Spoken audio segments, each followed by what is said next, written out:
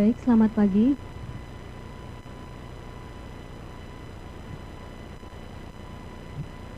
Selamat datang kepada peserta webinar Magot BSF. Kami masih menunggu keikutsertaan seluruh peserta webinar BSF. Acara akan kami mulai pada pukul 10 tepat. Saat ini yang telah bergabung sebanyak 104 peserta webinar dari total 320 peserta yang terdaftar di Dinas Lingkungan Hidup. Dan kita masih menunggu koneksi dari para narasumber.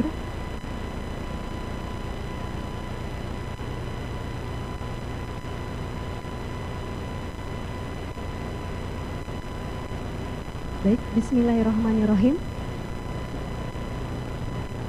Narasumber sudah bergabung dengan kita. Selamat datang kepada Mas Eko, Mas Jafar yang telah bergabung dalam webinar Magot BSF hari ini. Acara akan segera kita mulai. Bismillahirrahmanirrahim. Assalamualaikum warahmatullahi wabarakatuh. Salam sejahtera untuk kita semua. Selamat pagi, perkenalkan saya Anissa Listianingsih dari Dinas Lingkungan Hidup Kota Tangerang. Merasa terhormat dapat memandu acara webinar Magot BSF pada hari ini. Selamat datang dan selamat bergabung. Saya ucapkan kepada seluruh narasumber dan kepada seluruh peserta webinar kali ini. Pertama-tama marilah kita panjatkan puji dan syukur kehadirat Allah Subhanahu wa Ta'ala bahwasannya pada pagi hari ini kita masih diberi kesempatan dan masih diberi kesehatan sehingga kita dapat mengikuti acara webinar Magot hari ini. Salawat dan salam semoga tercurah kepada junjungan kita Nabi Muhammad SAW yang telah menjadi suri tauladan yang sempurna bagi kita semua. Hadirin peserta webinar yang terhormat, acara webinar Magot BSF hari ini diselenggarakan oleh Dinas Lingkungan Hidup Kota Tangerang bekerja sama dengan BSF Boyolali dan Benua Lestari Indonesia. Hadirin yang terhormat, sebelum memulai acara, izinkan saya menyampaikan susunan acara webinar pada pagi hari ini sebagai berikut.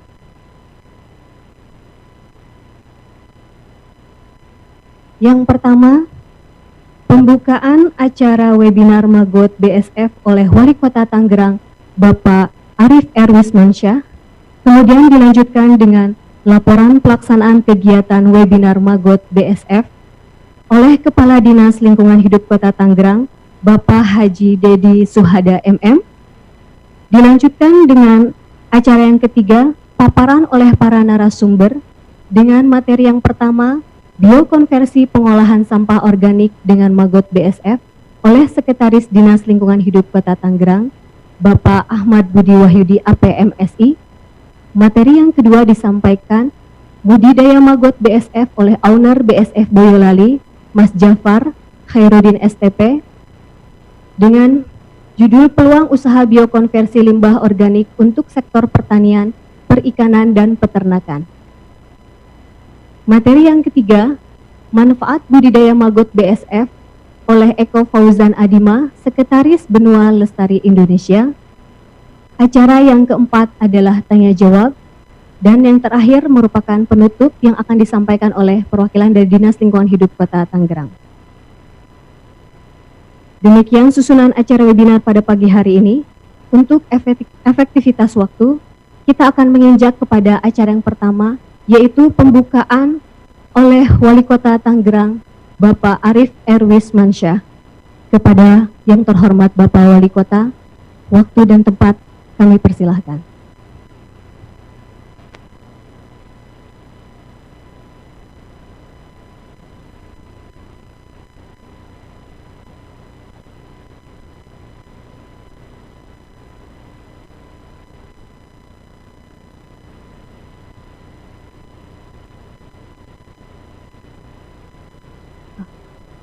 Baik, berkenaan dengan acara yang sedang dihadiri oleh Bapak Wali Kota, kita menginjak kepada acara selanjutnya, yaitu laporan pelaksanaan kegiatan webinar Magot BSF oleh Kepala Dinas Lingkungan Hidup Kota Tangerang, Bapak Haji Dedi Suhada MM. Kepada yang terhormat Bapak Haji Dedi Suhada MM, kami persilahkan.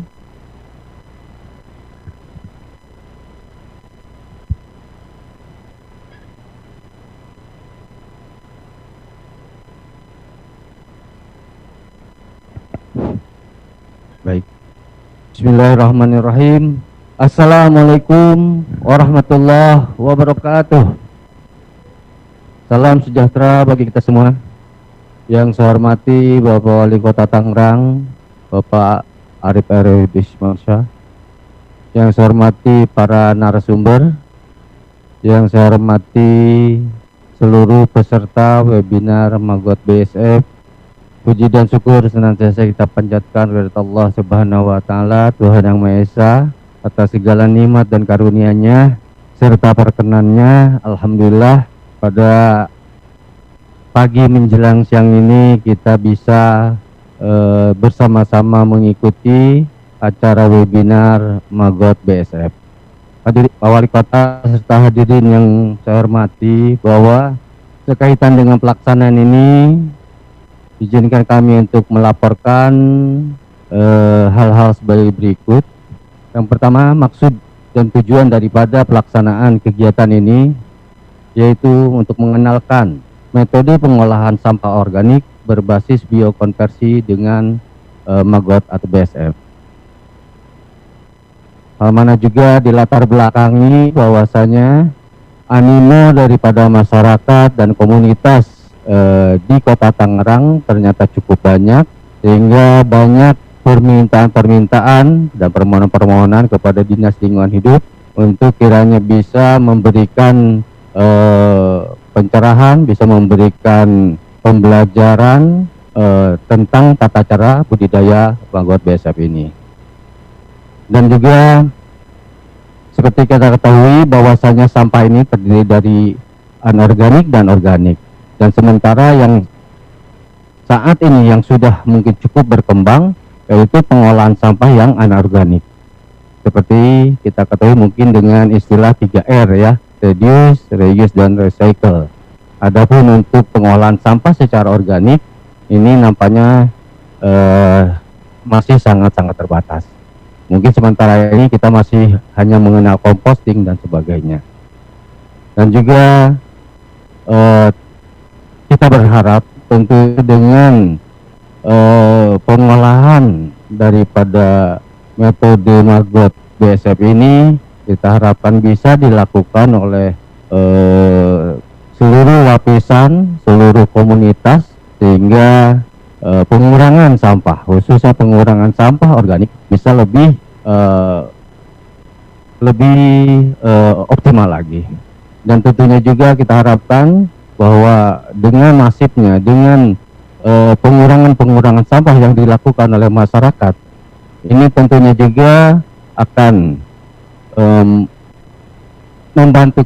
membantu kita atau juga menjadi salah satu opsi untuk pengurangan sampah. Karena seperti kita ketahui bahwasanya sesuai dengan Jaksrada maupun Jakpranas yang sudah ditetapkan, pada tahun 2025 pengurangan sampah ini bisa mencapai 30%. Bapak Wali Kota serta hadirin yang saya hormati, jumlah peserta yang sudah mendaftar ini lebih kurang 320. Ini alhamdulillah satu surprise juga bagi kami, karena tentunya kami tidak menyangka sebanyak ini. Alhamdulillah, jadi animo dari seluruh masyarakat ini cukup besar.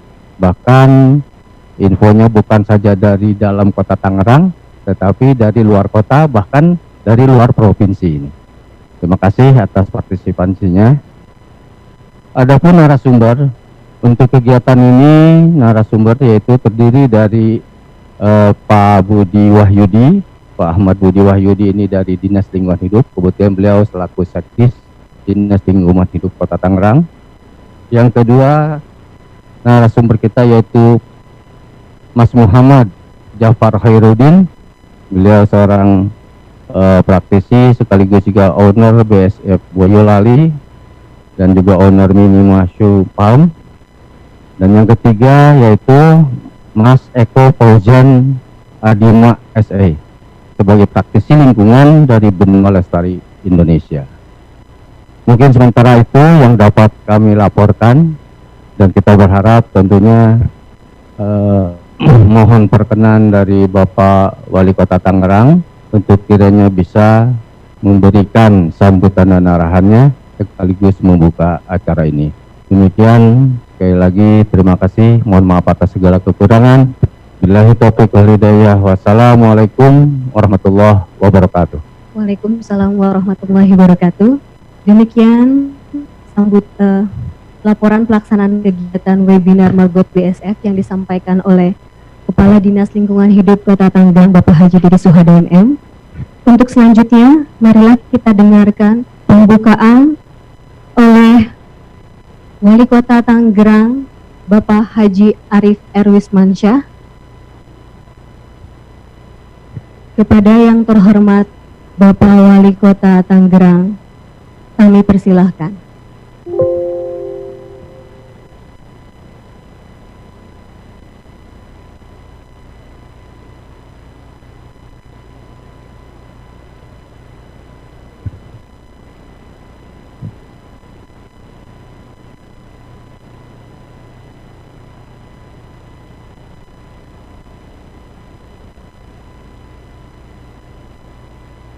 Baik.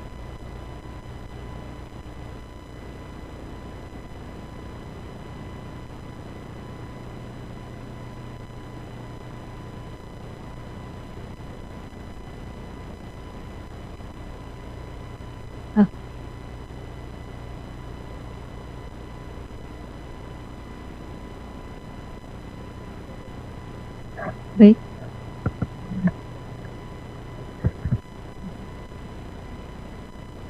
Baik. Sementara sambil menunggu sambutan. Oke, acara selanjutnya sambil kita menunggu arahan dari Bapak Wali Kota adalah pemaparan yang akan materi disampaikan. Yang pertama adalah pengolahan sampah organik berbasis biokonversi Magot BSF yang akan disampaikan oleh Bapak Sekretaris Dinas Lingkungan Hidup Kota Tangerang, Bapak Ahmad Budi Wahyudi AP MSI. Kepada narasumber, kami persilahkan bergabung bersama kami.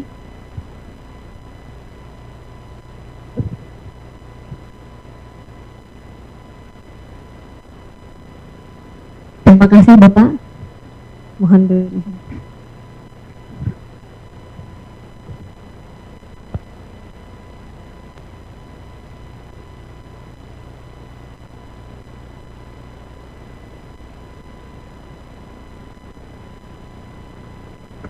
Bismillahirrahmanirrahim. Assalamualaikum warahmatullahi wabarakatuh. Alhamdulillahirrahmanirrahim. Allahumma sholli ala Muhammad wa ala ali Muhammad. Segala syukur dulu kita panjatkan kehadirat Allah Subhanahu wa taala, Tuhan yang Maha Esa, karena kegiatan hari ini alhamdulillah bisa berjalan dan bisa berjalan dengan baik, tentunya semata-mata karena ridho dari Allah Subhanahu wa taala. Pak Wali Kota, Pak Kepala Dinas Lingkungan Hidup, serta semua peserta webinar yang saya hormati. Kalau kita bicara masalah sampah, tentunya semua yang ikut di webinar ini sudah mengetahui, merasakan, dan mungkin sudah sebagian besar mengelola sampah. Kenapa kami dari Dinas Lingkungan Hidup melaksanakan webinar sampah ini, pengelolaan sampah?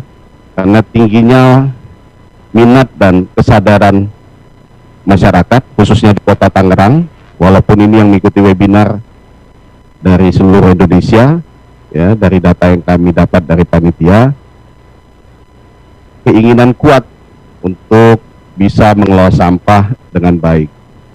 Dinas Lingkungan Hidup Kota Tangerang mulai tanggal 26 Maret 2020 sudah melaksanakan biokonversi sampah melalui larva lalat tentara hitam atau black shadow fly. Ini yang menjadi landasan hukum kami. Ya, next.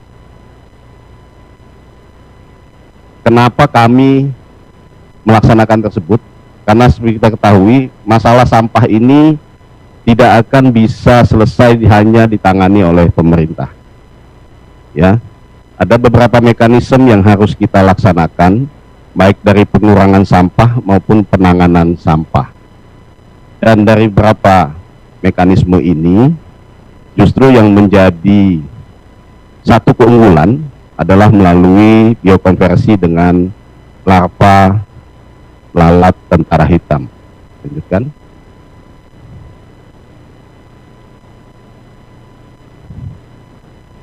Kenapa kita memilih lalat tentara hitam? Keunggulannya adalah, lanjut. Ya, dalam waktu 3 bulan, tepatnya itu 3 bulan 12 hari, kami sudah bisa mengelola sampah, mengurangi sampah sebanyak 50.586 kg melalui metode biokonversi menggunakan lalat tentara hitam. Ya.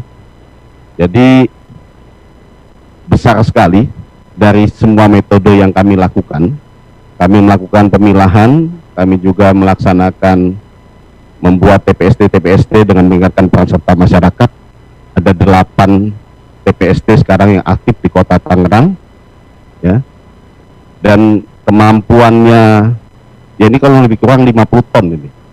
Jadi dengan lalat BSF ini, dengan larva BSF ini, dalam waktu 3 bulan 12 hari, ini data sampai dengan tanggal 5, berarti 3 bulan 1 minggu, kita sudah bisa menghabiskan 50 ton.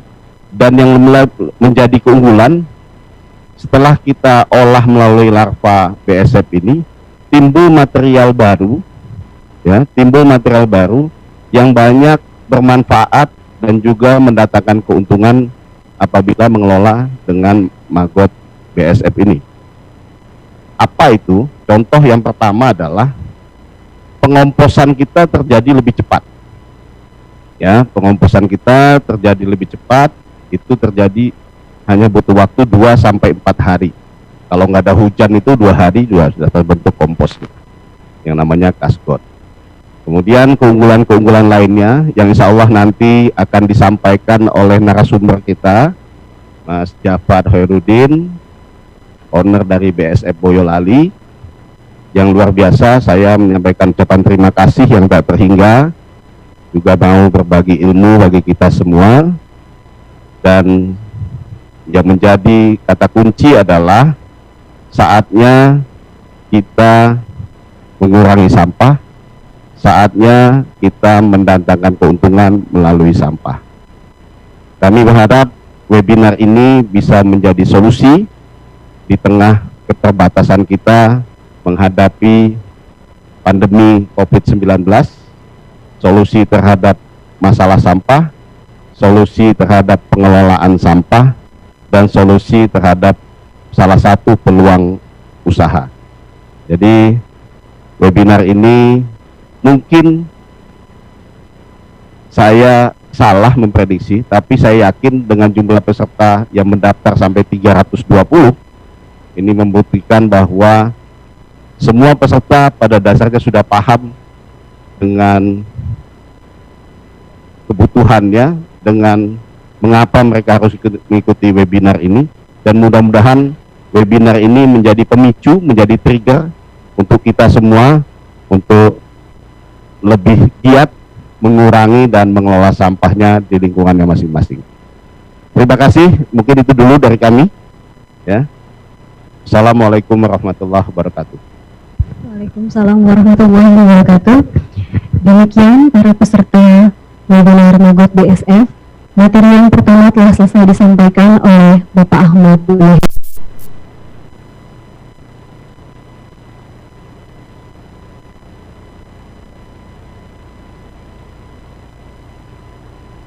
untuk menyelesaikan permasalahan perkotaan dalam hal pengelolaan sampah. Tentu bagaimana caranya dan apa manfaatnya serta keunggulan, bagaimana teknik-teknik budidaya maggot BSF ini nanti akan lebih secara mendalam dibahas oleh narasumber yang kedua, yaitu Mas Muhammad Jafar Khairuddin. Beliau merupakan owner dari BSF Boyolali. Beliau telah berkecimpung dengan budidaya maggot semenjak tahun 2019.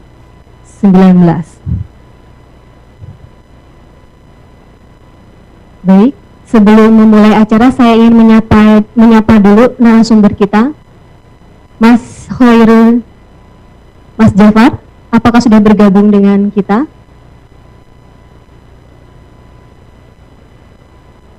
Tampaknya ada sedikit terkendala dengan narasumber yang kedua. Kita akan melanjutkan kepada narasumber yang ketiga sambil menunggu koneksi Mas Jafar dengan kami.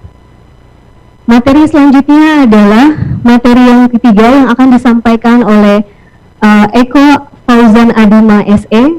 Beliau merupakan Sekretaris Benua Lestari Indonesia, salah satu putra Tangerang yang tergabung dalam komunitas pengolahan sampah.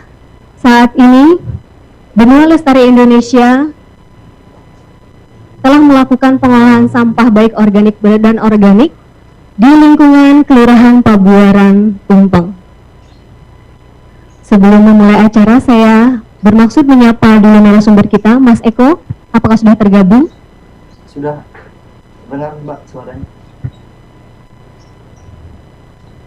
Mas Eko Fauzan Sudah sudah suaranya. tergabung dengan kami. Mohon Sudah. suara mic-nya dinyalakan. Terdengar nggak? Tes. Paul. Tes. Sudah? Terdengar. Mas Eko, sudah Ya. siap? Ini suara saya terdengar nggak? Kami belum mendengar suaranya, Mas Eko. Suara. Sebentar. Oh, sudah? Oke. Baik, Sudah. saya persilakan Mas Eko Fauzan Adima untuk segera menyampaikan materi kepada narasumber yang ketiga. Waktu kami persilahkan. Slide bisa ditampilin nggak?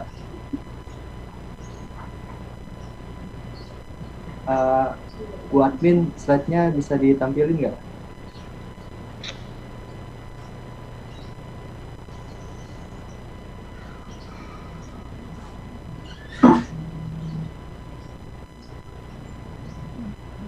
Belum bisa ditampilin ya? Langsung aja kali ya.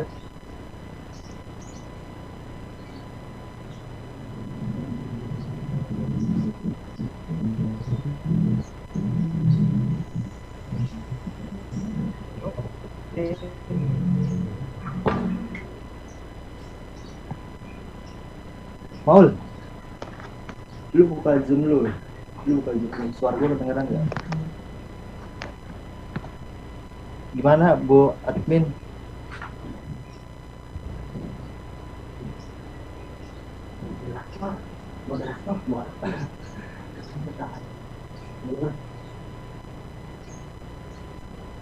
Bisa tolong ditampilkan slide-nya nggak?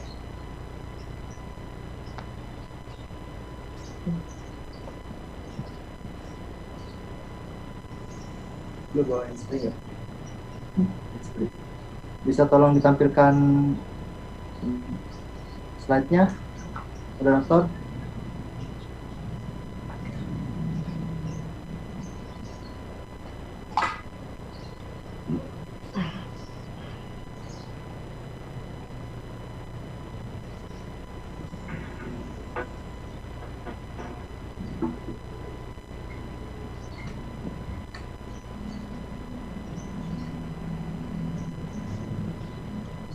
Halo? Udah betul. Gak kedengeran di sana. Baik, Mas Eko, kami persilahkan. Suaranya Suara- sudah terdengar? Sudah terdengar. Bisa tolong ditampilkan slide-nya? Oke, ditunggu sebentar, Mas.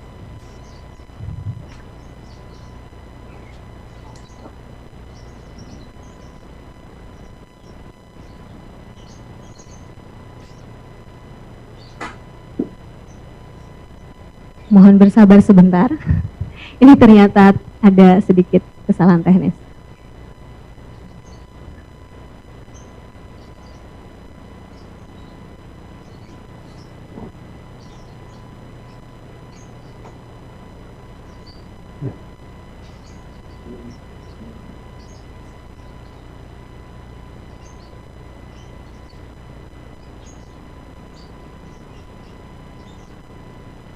Baik, Mas Eko, ada baiknya mungkin sambil berbicara, kami masih Oke, berusaha untuk menampilkan Ah. presentasinya Mas Eko. Kalau nggak sambil berjalan aja ya. Oke, semuanya assalamualaikum warahmatullahi wabarakatuh. Perkenalkan, saya Eko Fauzan Adima. Saya dari Benua Lestari Indonesia. Saat ini kami sedang melakukan pengembangan pengelolaan sampah organik itu dengan BSF ya, gitu. Jadi beberapa tim kami melakukan kegiatan pengolahan sampah organik dengan BSF yang itu sangat menjadi keuntungan bagi kami, terutama dalam pembuatan komposnya ya. Itu menjadi lebih cepat pembuatan komposnya itu. Yang biasanya kita gunakan ya biasa komposter bisa sampai 1 bulan sampai 40 hari, kita gunakan BSF, maggot BSF itu bisa sampai 2-4 hari itu bisa jadi gitu. Belum lagi di situ juga kita buat yang namanya pupuk organik cair. Nah, pupuk organik cair itu bisa kita buat sebelum kita memberi pakan maggot biasanya itu. Jadi pakan maggotnya itu kita peras, perasannya itu kita buat untuk pupuk organik cair, begitu. Nah, ampasnya itu bisa kita kasih pakan untuk si maggotnya, gitu. Jadi selain mengolah sampah padat, kita juga dapat juga mengolah pupuk organik cair, gitu. Nah, selain itu juga banyak hal yang bisa kita lakukan terkait tentang pengolahan sampah organik. Nah, selain dengan maggot tadi, kita juga olah sampah organik itu kita buat menjadi ekoenzim. Nah, kita buat menjadi ekoenzim, di mana ekoenzim itu kita juga pakai untuk penggunaan pupuk cair. Nah, kayak gitu. Nah, itu mungkin sekilas ini ya manfaatnya ya, tapi sebelum saya buka terlalu dalam, mungkin kalau baiknya ini sudah ada slide-nya. Saya minta tolong untuk diputar ya slide-nya. Oke, selanjutnya mungkin boleh bisa kita lihat sama-sama ya, ini kondisi di negara kita. Oke, slide selanjutnya. Di slide selanjutnya tolong. Slide selanjutnya diputar.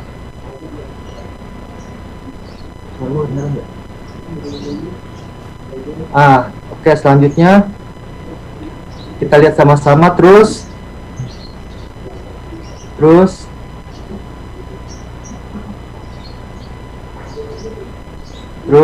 kita lihat terus slide selanjutnya terus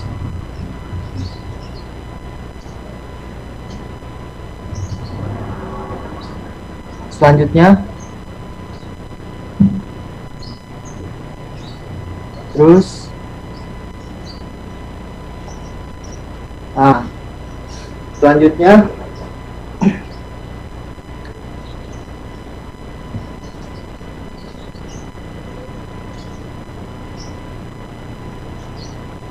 selanjutnya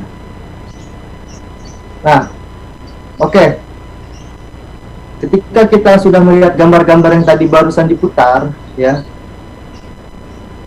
sebenarnya ini menjadi pertanyaan untuk kita semua yang melihat tadi, ya. Apa yang ada di dalam pikiran kita ketika kita melihat kondisi lingkungan kita seperti itu? Nah, coba di next.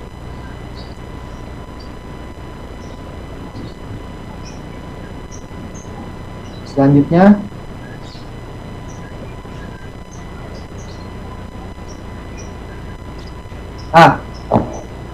tentu kita akan berpikir bahwa lingkungan yang tadi kita lihat itu adalah kumuh, banyak sampah, kotor, bau, tidak nyaman, ya kan? Nah, sekarang kita coba perhatikan gambar berikut. Nah, silakan selanjutnya.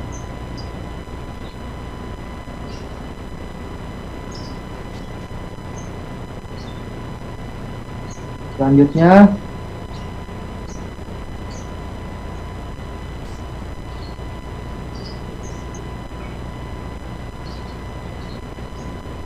coba selanjutnya.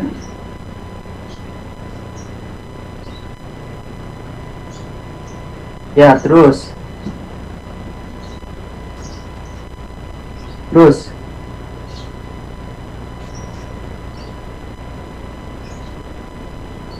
Selanjutnya.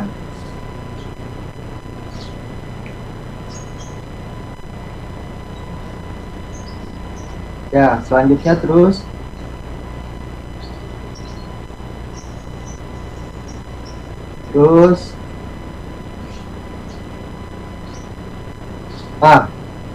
Ketika kita lihat tadi pemandangan yang berbeda, mungkin yang ada dalam pikiran kita yaitu yang pertama, kita pasti bilang itu indah, asri, bersih, nyaman, sehat, ya kan? Nah, oke, selanjutnya.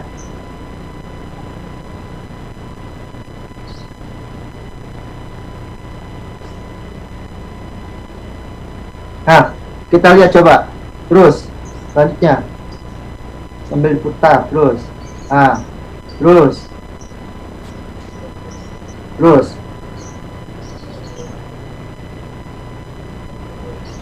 oke.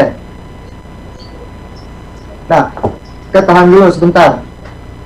Nah, ketika kita lihat beberapa gambar tadi ke belakang, itu ada tampilan yang berbeda-beda, mulai tampilan lingkungan yang kumuh, rapi, sehat, gitu kan, indah, enak dilihat, gitu kan. Terus ada beberapa lukisan yang itu di dalamnya termasuk ada beberapa gambar yang kita lihat. Nah, sebenarnya itu adalah paradigma, gitu. Persepsi atau asumsi teori kerangka berpikir, acuan atau kacamata yang kita gunakan untuk memandang dunia, gitu. Jadi lingkungan itu atau keadaan sekitar kita itu bagaimana kitanya itu memandangnya, gitu. Paradigma apa yang akan kita terapkan, kayak gitu. Bagaimana kita bisa menerapkan itu dengan baik? Dengan cara mengasah, pertama itu jiwa, gitu. Mengasah jiwa kita untuk membangun kepedulian terhadap lingkungan. Kedua, kita mengasah pikiran. Selanjutnya tubuh dan hati. Nah, keempat elemen itu kita asah untuk membangkitkan kepedulian dan semangat untuk menjaga kelestarian lingkungan. Seperti itu. Selanjutnya,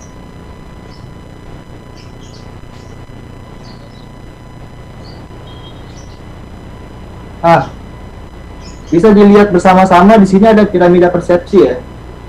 Yang di urutan di atas kita bisa lihat yang paling tinggi itu apa yang kita persepsikan. Terus di bawahnya ada apa yang kita lakukan. Terus di urutan paling bawahnya lagi ada apa yang kita kerjakan. Terus selanjutnya apa yang kita pikirkan. Nah, jadi sebenarnya persepsi itu adalah kita sendiri yang akan membangun, gitu. Agar persepsi itu bisa sesuai dengan apa yang kita inginkan, kita harus latih itu. Nah, bisa dilihat di situ gambarnya ada segitiganya beserta urutan-urutannya, ya. Nah, jadi awalnya itu yang kita pikirkan itu berdasarkan apa yang kita persepsikan, seperti itu. Sebenarnya apa sih persepsi itu? Nah, persepsi itu adalah sebuah proses saat individu mengatur dan menginterpretasikan kesan-kesan sensoris mereka guna memberikan arti bagi lingkungan mereka.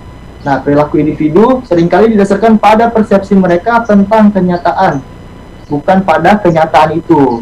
Nah, kayak gitu. Oke, selanjutnya.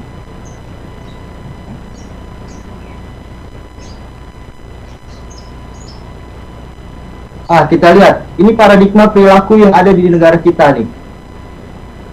Coba kita lihat. Selanjutnya. Coba perhatikan apakah ada di lingkungan sekitar kita yang melakukan hal seperti ini. Coba. Selanjutnya. Oke, kita masuk ke upaya pengolahan sampah di Indonesia. Slide selanjutnya. Sebenarnya sudah banyak ya upaya-upaya yang dilakukan pemerintah terkait tentang pengolahan sampah yang ada di Indonesia ini. Pertama, kebijakan pengolahan sampah. Undang-Undang Nomor 18 Tahun 2008 tentang pengolahan sampah. Yang tadi itu sudah dijelaskan ya oleh Pak Sekdis Dinas Lingkungan Hidup Kota Tangerang. Dan yang kedua itu Peraturan Pemerintah Nomor 81 Tahun 2012 tentang pengolahan sampah rumah tangga dan sampah sejenis rumah tangga. 3. Peraturan Menteri Dalam Negeri Nomor 33 Tahun 2010 tentang pedoman pengolahan sampah. Yang keempat, Peraturan Menteri Pekerjaan Umum Nomor 21 Tahun 2006 dengan kebijakan dan strategi nasional pengembangan persampahan. Yang kelima, Peraturan Menteri Lingkungan Hidup Nomor 13 Tahun 2012 tentang penanggulangan 3R melalui bank sampah. Oke, selanjutnya. Bisa dilihat nanti ya. Nah, ini adalah pengolahan sampah di Indonesia. Adalah pengolahan sampah yang ada di negara kita nih. Nah, bisa kita lihat di situ. Masa lampau. Mungkin sistemnya itu masih kumpul, angkut, buang ya kan. Terus juga mengandalkan TPA, pelayanan pemerintah. Nah, dampaknya apa? Jumlah sampah terus meningkat. TPA cepat penuh. Nah, itu sistem yang kita lakukan di masa lampau. Tapi ketika Undang-Undang Nomor 18 Tahun 2008 itu diterapkan, nah bisa dilihat di situ ada pengurangan dan penanganan secara ramah lingkungan, mengutamakan pengurangan di sumber, kemandirian di masyarakat.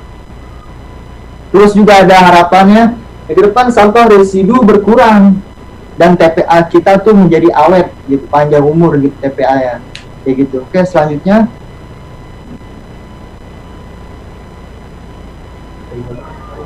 Oke, tujuan pengolahan sampah.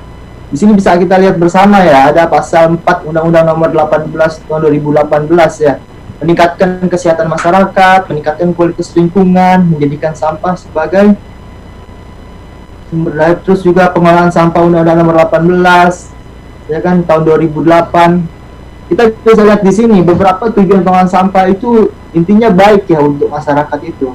Tapi ini tidak akan berjalan kalau tidak ada sinergi antara pemerintah, masyarakat dan perusahaan-perusahaan swasta gitu. Seperti itu. Makanya ini sekali lagi butuh peran masyarakat juga untuk mengurangi produksi sampah itu yang ada di lingkungan. Oke, selanjutnya.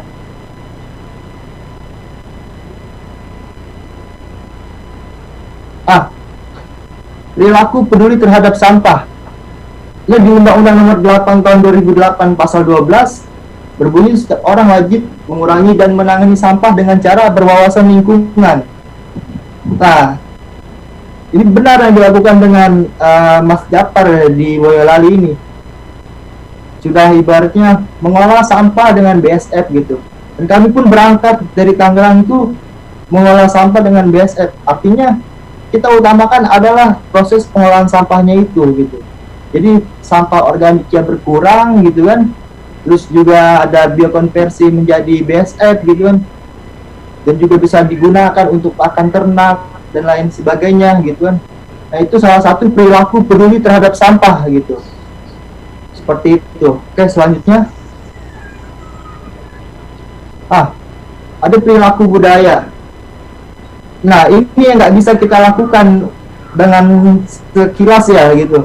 Jadi ada proses yang harus kita benar-benar lakukan lah. Pertama mungkin ya dipaksa, kita harus dipaksa gitu. Kedua kita terpaksa, akhirnya dari terpaksa kita bisa, dari bisa kita biasa dan timbullah itu menjadi budaya gitu. Sama seperti kawan-kawan yang awalnya itu ya susah untuk ibaratnya berpola hidup 3R misalkan, pakai kemasan sekali pakai gitu. Akhirnya dipaksa untuk ayo gitu, jangan gunakan kemasan sekali pakai gitu kan.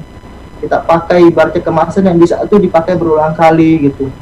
Nah, karena dipaksa terus terpaksa memakai gitu. Misalkan hal sederhana yang bisa kita lakukan di kehidupan kita, misalkan membawa tempat minum sendiri gitu ya kan, membawa tempat minum sendiri dipaksa dan akhirnya terpaksa menggunakan ya kan, dan akhirnya bisa menggunakan, dan itu menjadi biasa dalam kehidupan sehari-hari yang dilakukan secara berulang-ulang di kehidupan itu, dan akhirnya itu timbul menjadi budaya seperti itu. Oke, selanjutnya ini kita bisa lihat ya sumber sampah nih. Ada dari pemukiman, tempat-tempat umum, perkantoran, pertanian, perkebunan, industri, jalan raya, peternakan, pertambangan. Nah, kita nih adanya di bagian mana? Mungkin orang-orang kantor ya berada di kantor gitu kan, atau orang yang sering melakukan aktivitas di tempat-tempat umum, berarti termasuk sumber sampah yang ada tempat-tempat umum gitu kan. Seperti itu. Oke, selanjutnya.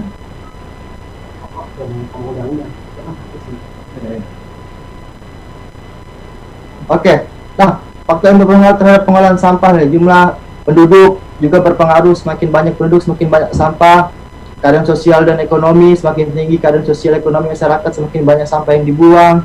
Terus juga kemajuan teknologi pengolahan sampah, semakin tinggi teknologi pengolahan sampah, maka semakin banyak sampah yang akan diolah. Nah, seperti misalkan teknologi dengan BSF ini ya, jadi sampah organik itu juga bisa semakin banyak diolah, ya semakin cepat juga terolahnya gitu kan. Biasanya kompos itu ya 30 hari, sekarang itu bisa 2-4 hari bisa terolah dengan BSF itu, kayak gitu. Oke, selanjutnya.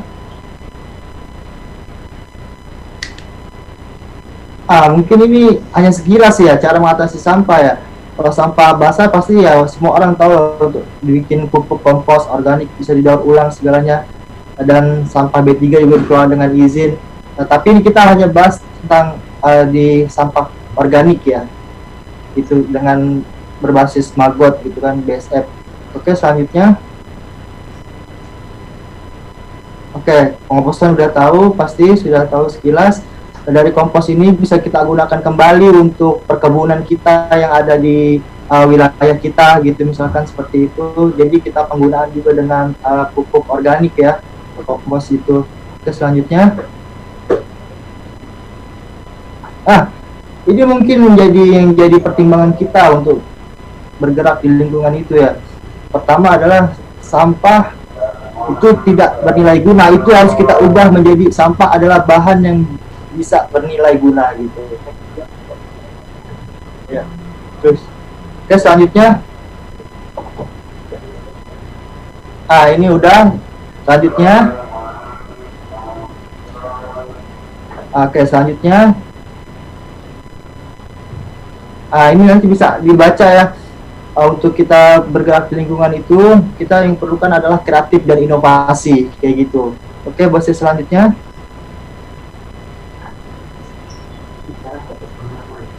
Ya. Oke, ini untuk bacaan semua. Nanti bisa kita terangkan berdasarkan pengalaman kita, nanti bisa kita aplikasikan. Terus selanjutnya.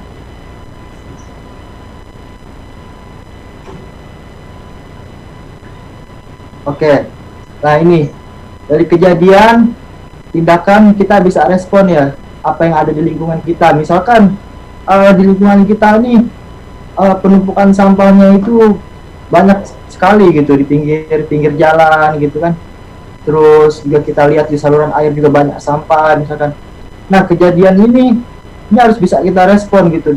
Begitu juga tidak hanya respon, tapi kita harus juga melakukan tindakan gitu.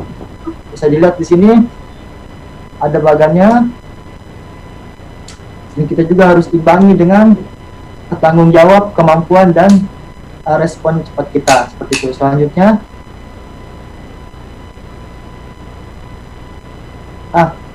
ini mungkin bentuk ini ya, sirkular ekonomi itu ya. Nah, kalau kita bicara pengolahan sampah organik yang berkelanjutan, itu artinya kita juga akan bicara tentang sirkular ekonomi gitu. Seperti yang dibicarakan tadi di awal oleh Pak Sirkus Celha ya, bahwa pengolahan sampah dengan maggot itu banyak sekali manfaatnya itu, terutama ya tentang pengolahan sampah yang cepat gitu ya kan, yang awalnya itu 30 hari dengan komposter atau apa, ini juga bisa kita olah dengan maggot itu bisa 2-4 hari seperti itu. Terus dari pengolahan sampah organik itu tidak ada yang terbuang gitu, tidak ada yang terbuang, artinya semua hasilnya itu bisa terpakai gitu, mulai dari pupuk organik cairnya, komposnya gitu kan, terus juga produk maggotnya gitu, itu bisa semua kita pakai untuk pakan ternak gitu, seperti itu. Nah, oke, selanjutnya mungkin itu gambaran sekilas dari apa yang kami lakukan gitu. Bicara panjang lebar mungkin waktu ini udah kurang cukup gitu. Nah, mungkin itu aja yang bisa kami sampaikan gitu. Atau mungkin nanti lanjut ke moderator gitu, silakan. Baik, terima kasih Pak Eko Fauzan Adima atas pemaparannya. Bagi para peserta yang sudah penasaran, boleh melakukan chat dengan format yang telah ditentukan oleh ahli. Acara selanjutnya kita akan menginjak pada materi yang ketiga. Sebelum memulai, saya akan mencoba menyapa narasumber kita, Mas Jafar.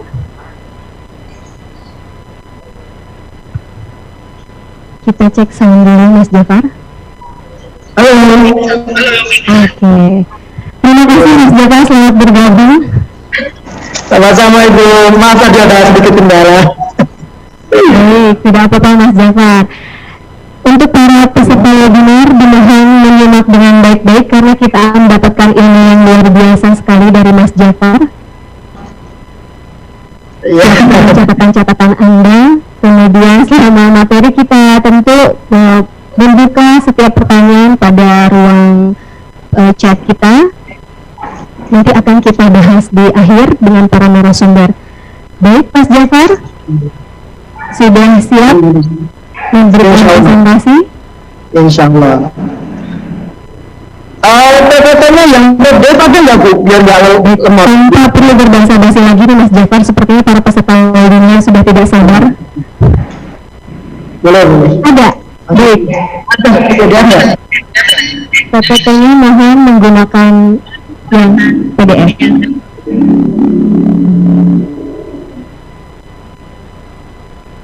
Dimohon bersabar sebentar. Kami Ada pertanyaan. Mas Jafar ini menilai juga ya.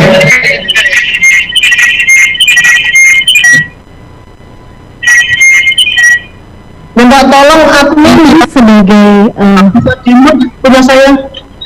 pembukaan, perlu saya sampaikan bahwa Muhammad Jafar Khairuddin ini merupakan putra asli Boyolali, lahir pada tahun 94, mengenyam pendidikan terakhir di Universitas 11 Maret, jurusan Ilmu dan Ketahanan Pangan. Beliau adalah owner dari BSF Boyolali, yang berkecimpung dalam dunia budidaya maggot selama 1,5 tahun terakhir ini. Materi yang akan disampaikan oleh Mas Jafar adalah peluang usaha biokonversi limbah organik untuk sektor pertanian, perikanan, dan peternakan. Baik, kepada yang terhormat Mas Jafar, waktu saya persilahkan. Ya. Sambil menunggu materinya, sebelumnya saya terima kasih ke pemerintah Pemda Tangerang sama teman-teman tim, sama teman-teman yang sudah hadir di sharing hari ini. Sebelumnya, kalau kita membahas tentang biokonversi limbah atau sampah, ini sesuatu yang sangat menarik. Karena kalau kita ingin melihat peluang usaha, kita harus selalu saya berikan kepada teman-teman yang ikut sama saya atau belajar sama saya, kita sharing bersama, itu adalah kita lihat peluang masalah yang ada di sekitar kita, teman-teman. Jadi ketika kita sudah dapat peluang masalah yang ada di sekitar kita, kita akan jadikan itu sebagai sebuah solusi usaha untuk kita menjual solusi untuk masyarakat kita. Kalau di sini masalahnya di limbah, kita bisa konversikan sebuah solusi tersebut jadi sebuah sesuatu yang nilai jualnya tinggi, seperti itu teman-teman. Dan hari ini saya akan memaparkan sedikit sharing aja tentang peluang usaha biokonversi limbah organik untuk sektor pertanian, perikanan, dan peternakan yang selama ini sudah saya teliti selama kurang lebih 1,5 tahunan lah, kayak gitu. Dan coba lihat kita teman-teman di Indonesia sekarang ini masalahnya kompleks teman-teman, apalagi di limbah, kayak gitu. Udah di limbah, udah di peternakan, udah di perikanan, itu kompleks sekali. Dari pertanian kita mengenal masalah di kultur tanahnya yang masih kimia, terus bibitnya, terus pupuk yang mahal kayak gitu. Terus di perikanan 80% dari produksi APP masih dipegang oleh pakan. Yang sekarang ini ketika COVID, impor tepung ikan susah, jadi memberikan dampak ke pakan yang semakin hari semakin mahal. Di peternakan juga hampir sama kayak gitu. Bisa di next Ibu, saya bukakan peluang usahanya. Next lagi.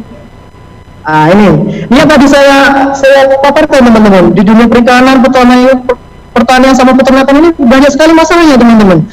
Sehingga apa sih korelasinya permasalahan lingkungan tersebut sama dengan permasalahan perikanan sama peternakan?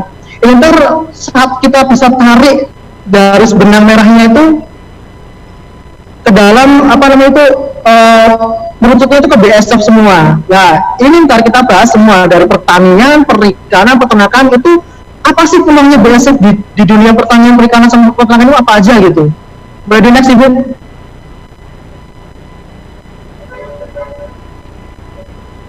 Oke, boleh lanjut.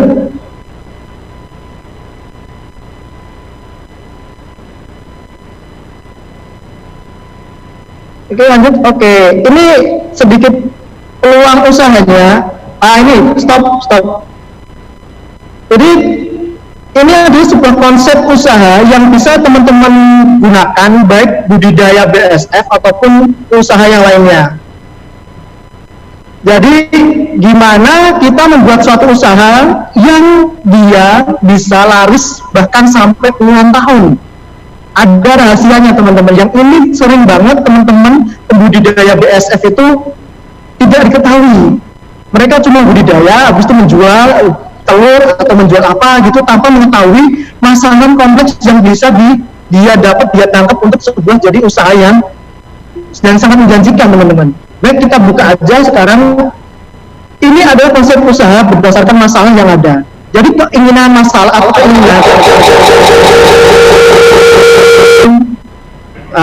keinginan pasar itu adalah masalah kita, sedangkan produk Anda itu adalah solusi bagi keinginan pasar, kayak gitu. Jadi di tengah-tengah itu adalah produk Anda, produk teman-teman itu apa yang untuk menalangi masalah-masalah yang ada di lingkungan teman-teman.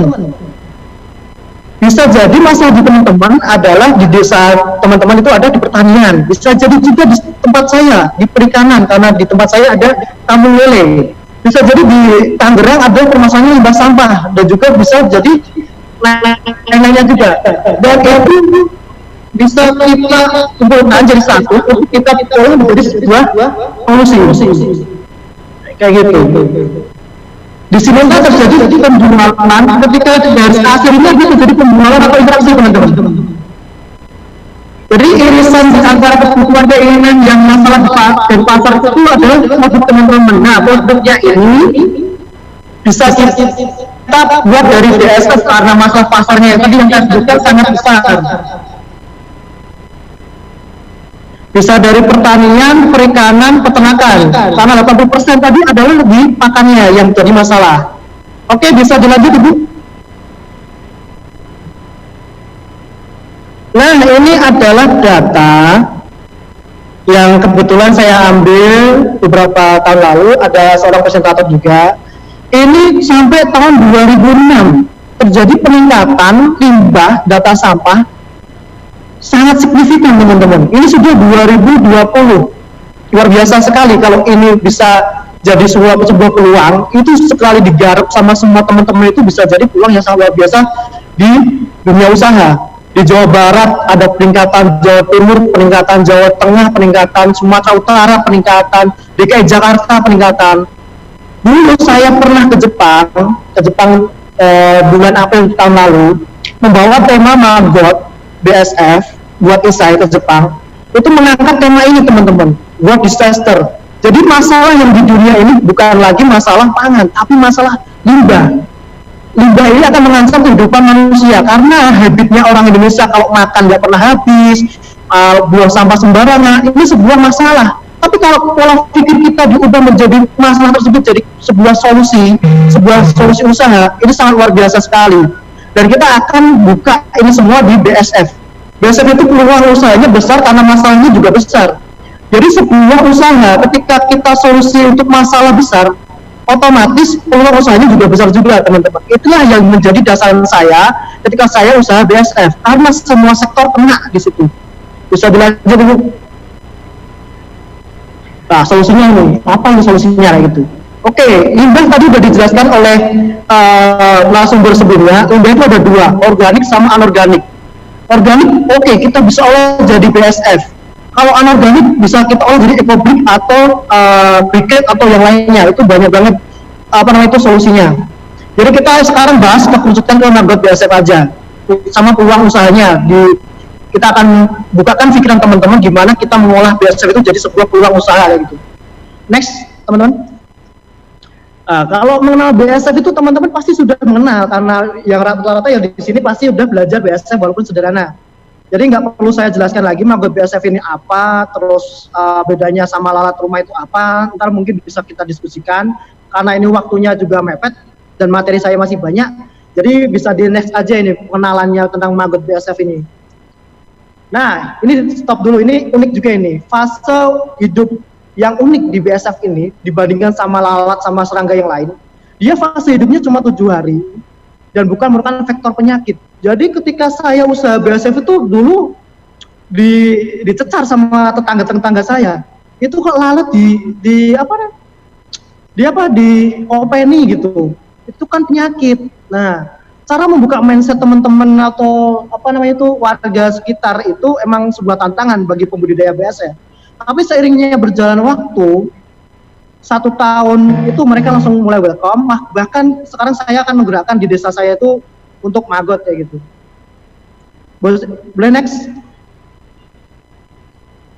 Kemampuan mengolah sampahnya ini yang diciptakan Allah untuk mengurai limbah di TPA. Maggot itu penguraian limbahnya itu kenapa beda sama belatung? Belatung itu bukan pengurai teman-teman, tapi maggot ini pengurai. Dia memakan dan juga diuraikan. Bahkan enzim makannya itu bisa meningkatkan apa yang dia makan itu nutrisinya bisa meningkat kayak gitu. Ini mungkin nggak dilihat dari, kalau teman-teman lihat, ini sebuah kasus yang langka juga. Jadi kita bikin maggot dari pakannya itu bunggil sawit. Bunggil sawit itu ada protein, lemak, dan karbo lain-lainnya. Oke, kita pakai itu. Hal yang aneh, kasgotnya itu ketika kita labkan, nutrisinya malah pada naik. Dan ada suatu kasus, kita coba ke uji lele, dari kasgot itu, malah lelenya itu mau makan sama kasgotnya itu. Jadi ini sesuatu yang harus kita riset juga. Kenapa maggot malah bisa meningkatkan kadar nutrisi untuk yang dimakan gitu. Tapi untuk beberapa kasus tertentu ini teman-teman, tapi nggak semuanya. Itu yang unik lah. Istilahnya kita masih perlu banyak belajar apa yang bisa kita gali dari maggot BSF tersebut kayak gitu. Next Ibu. Oke, siklus hidup nggak perlu ya kita jelaskan. Ini siklus hidup ini sangat-sangat banyak ditemukan di internet. Tapi kalau ini ya penting ya teman. Tapi kalau di dunia usaha, siklus hidup ini bukan siklus hidupnya yang diperhatikan, tapi siklus keberlangsungan perputarannya. Kita bisa membuat 50 kilo per hari rutin, setiap hari, sampai 100 hari rutin, 100 kilo, sampai 50 kilo per hari rutin. Itu namanya siklus sudah berjalan. Yang ini yang kita susah, di Indonesia ini susah. Perlu adanya kedisiplinan, perlu adanya etos kerja, perlu adanya riset, perlu adanya banyak hal yang mempengaruhinya. Dan setiap tempat itu beda-beda. Jadi kayak ini sama-sama kita belajar. Di Boyolali mungkin beda sama Tangerang, di Boyolali mungkin beda sama Bandung, Boyolali beda sama Jogja. Tapi yang perlu kita amati adalah keberlangsungan siklus perputarannya. Kalau siklus itu yang kita perhatikan, itu anak kecil aja bisa. Yang susah itu ada menjaga siklus panen kita, siklus prepupa kita, siklus telur kita. Itu yang susah. Tapi ntar kita akan diskusi lagi gimana cara-caranya, tips-tipsnya kayak gitu. Oke, lanjut, Ibu. Nah, ini manfaat maggot BSF selain sebagai solusi cerdas permasalahan sampah Indonesia, ini di dunia peternakan sama pertanian sangat-sangat luar biasa peluangnya.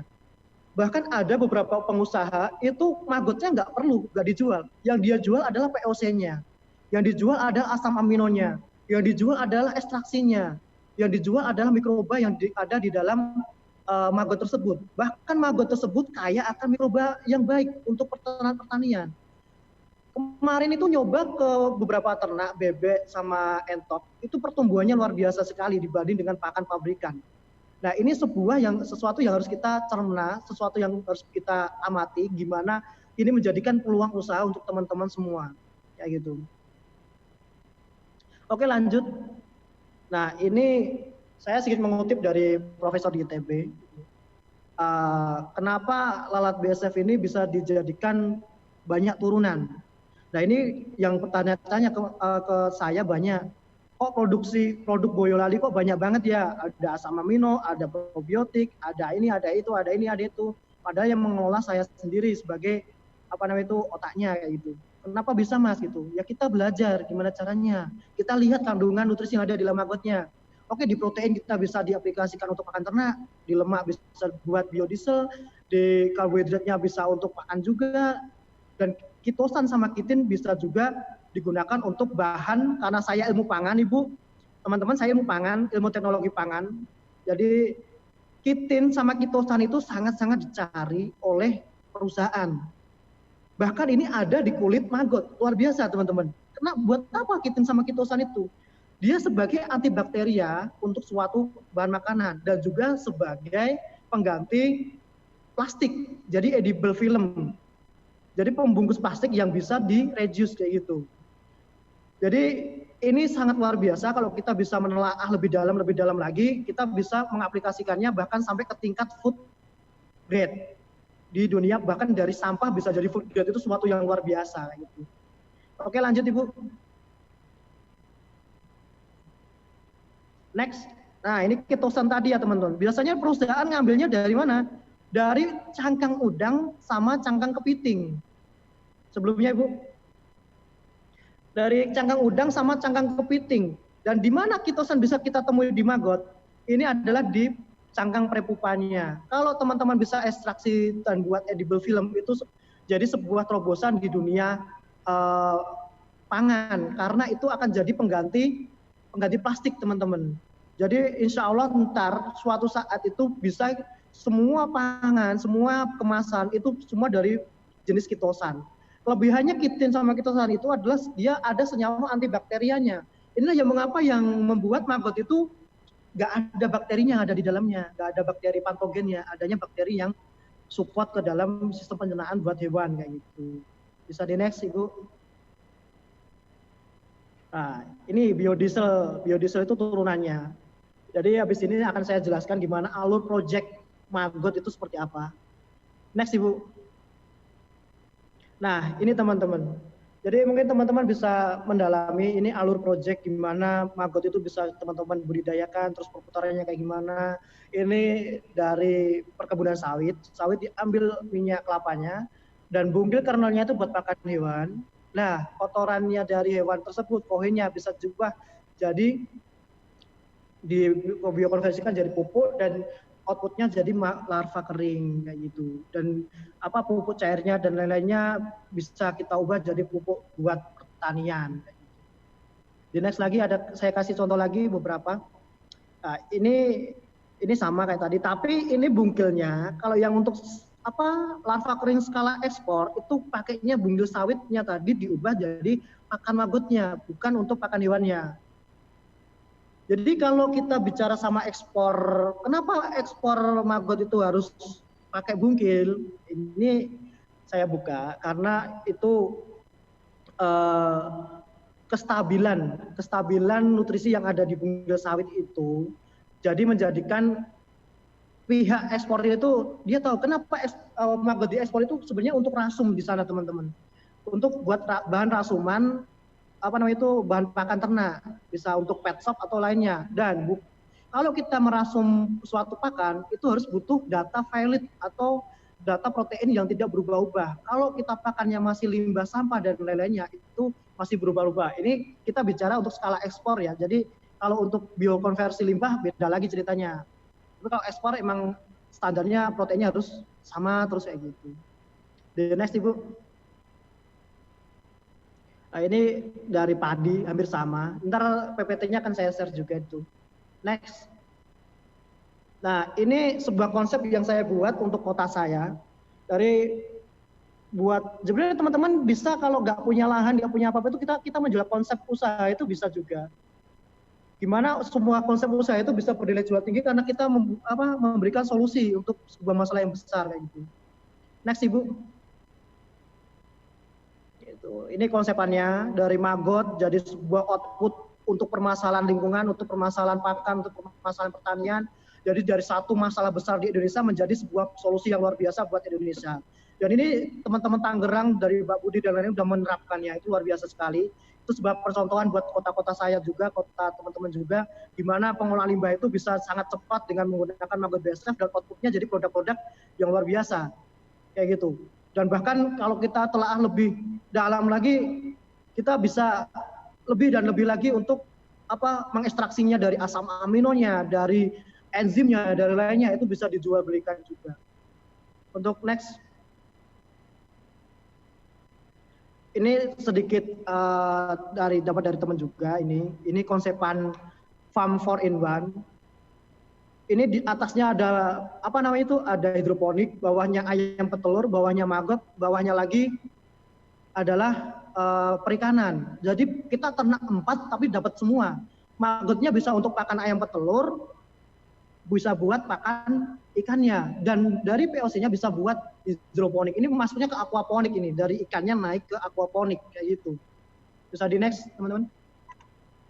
Nah, ini saya kemarin sedikit cerita-cerita, ini membawa tema Maggot ke Jepang, ke Hokkaido Jepang. Dari saya yang awalnya diremehkan karena usahanya sampah dan lain-lain, jadi kita membuahkan hasil prestasi di luar sana itu, ide-ide seperti kita Maggot BSF itu sangat-sangat luar biasa diapresiasi di luar sana. Di conference dari 25 negara, saya membawa menang prestasi juga, dari best speaker juga, best innovation juga, dan itu semua bisa membuka wawasan teman-teman untuk nggak usah ragu. Ini itu peluangnya besar, karena masalahnya besar, peluangnya juga besar. Jadi saya yang anak muda, yang masih belajar juga, pasti teman-teman lebih dari bisa kayak gitu. Dan yang satunya adalah kemarin Business Matching and Industrial di Jakarta, kita ditemukan sama perusahaan-perusahaan Cina dan lain-lainnya untuk mereka aja apresiasi tentang inovasi-inovasi yang berbau greenhouse kayak gini. Apalagi kita harus bergerak cepat, kalau enggak beberapa negara sudah mau datang ke Indonesia untuk belajar Maggot itu banyak sekali teman-teman. Kita jangan sampai tertinggal gitu. Bisa di next. Nah, ini beberapa riset saya. Jadi kita ngomong nggak asal ngomong ya. POC dari Maggot itu sama pupuk dari Maggot itu luar biasa untuk lahan pertanian. Kalau teman-teman bisa memproduksinya dan bisa dijual, salah satu petani aja itu sangat membantu sekali di dunia pertanian. Kita jual jangan harga mahal-mahal teman-teman, kita jual dengan harga murah 20.000 aja gitu. Kita dapat banyak hal yang kita bisa jual dari Maggotnya, dari kasgotnya, dari pupuknya. Jadi satu tembak usaha dapat kena semua kayak gitu. Di next teman-teman. Nah, ini juga salah satu risetnya dan lain-lainnya. Sangat luar biasa sekali pupuk Maggot ini. Bahkan saya yang nggak bisa berkebun aja, sekali pakai langsung berbuah. Sama tomat saya nggak pernah belajar tani teman-teman. Tapi kalau pakai pupuk kasgut nggak tahu kenapa bisa aja gitu, subur banget gitu. Kayak gitu. Jadi ini peluang usaha juga buat teman-teman. Di next juga lagi. Nah, ini buat hidroponik juga bisa pupuk cairnya. Jadi peluang usahanya juga melebar ke arah hidroponik kayak gitu. Next. Untuk lele apa lagi? Wah, ini sangat luar biasa ini peluangnya pakan Maggot untuk lele ini. Next lagi. Untuk bebek, petelur sama pedaging juga luar biasa. Ntar kuningannya jadi oranye. Untuk ayam percepatannya juga luar biasa. Lah ini salah satu, next, nggak apa-apa. Tadi adalah produk-produk saya, di next Mbak. Nah, ini produk-produk saya dari maggot kering, biofit, ada asam amino, ada pupuk cair, ada probiotik, dan lain-lainnya. Jadi jangan anggap remeh limbah. Limbah bisa jadi sebuah produk keren juga dengan memanfaatkan teknologi mikrobakter kayak gitu. Next. Nah, ini biofit kita yang kemarin sempat banyak tender untuk dipegang brandnya, untuk dibantu pemasarannya. Banyak teman-teman dari komunitas burung, koi, dan lain-lain WA saya, Mas saya mau pegang Jakarta, Mas mau megang Jogja untuk produknya Mas gitu. Boleh banget gitu. Next lagi. Nah ini sampah organik sama anorganik gitu. Kita bantu bumi ini untuk bersih lagi ya teman-teman. Karena dengan adanya inovasi biomasin dari maggot ini mengurai sampah itu jadi mudah. Kita bisa mulai dari dapur, dari desa kita sendiri, dari manapun gitu bisa kita mulai. Asalkan ada masalah pasti ada solusinya. Next terakhir dari saya. Nah, ini dari Nelson Mandela. Vision without action is merely dream. Action without vision without time. Vision without action can change the world. Jadi kalau kita cuma melihat tanpa action kita nggak akan dapat mengubah dunia. Kita harus action segera. Terima kasih dari saya. Mungkin ntar ada pertanyaan diskusi bisa kita jawab bareng-bareng. Assalamualaikum warahmatullahi wabarakatuh. Baik, terima kasih Mas Jafar atas paparannya yang luar biasa. Kita mungkin pemahaman baru tentang apa itu maggot, apakah sama dengan lalat-lalat lainnya gitu ya. Ternyata tadi sudah dijelaskan oleh Mas Jafar. Intinya adalah bahwa ketika kita mau melakukan pengolahan budidaya maggot ini, yang terutama adalah tentu pengolahan di sumber ya Mas ya. Bahwa maggot ini membutuhkan bahan baku sampah atau limbah organik yang mungkin selama ini kita tidak acuhkan gitu ya, hanya kita buang dan mungkin hanya kita komposkan secara konvensional, di mana mungkin untuk highlightnya hari ini adalah bahwa Dinas Lingkungan Hidup Kota Tangerang selama ini mengembangkan pengomposan dengan metode konvensional dengan waktu sekitar 3 sampai 4 bulan. Sementara tadi kita dengar dengan metode maggot ini ternyata pengolahan sampah organik ini hanya berlangsung hitungan hari bahkan ya Mas ya.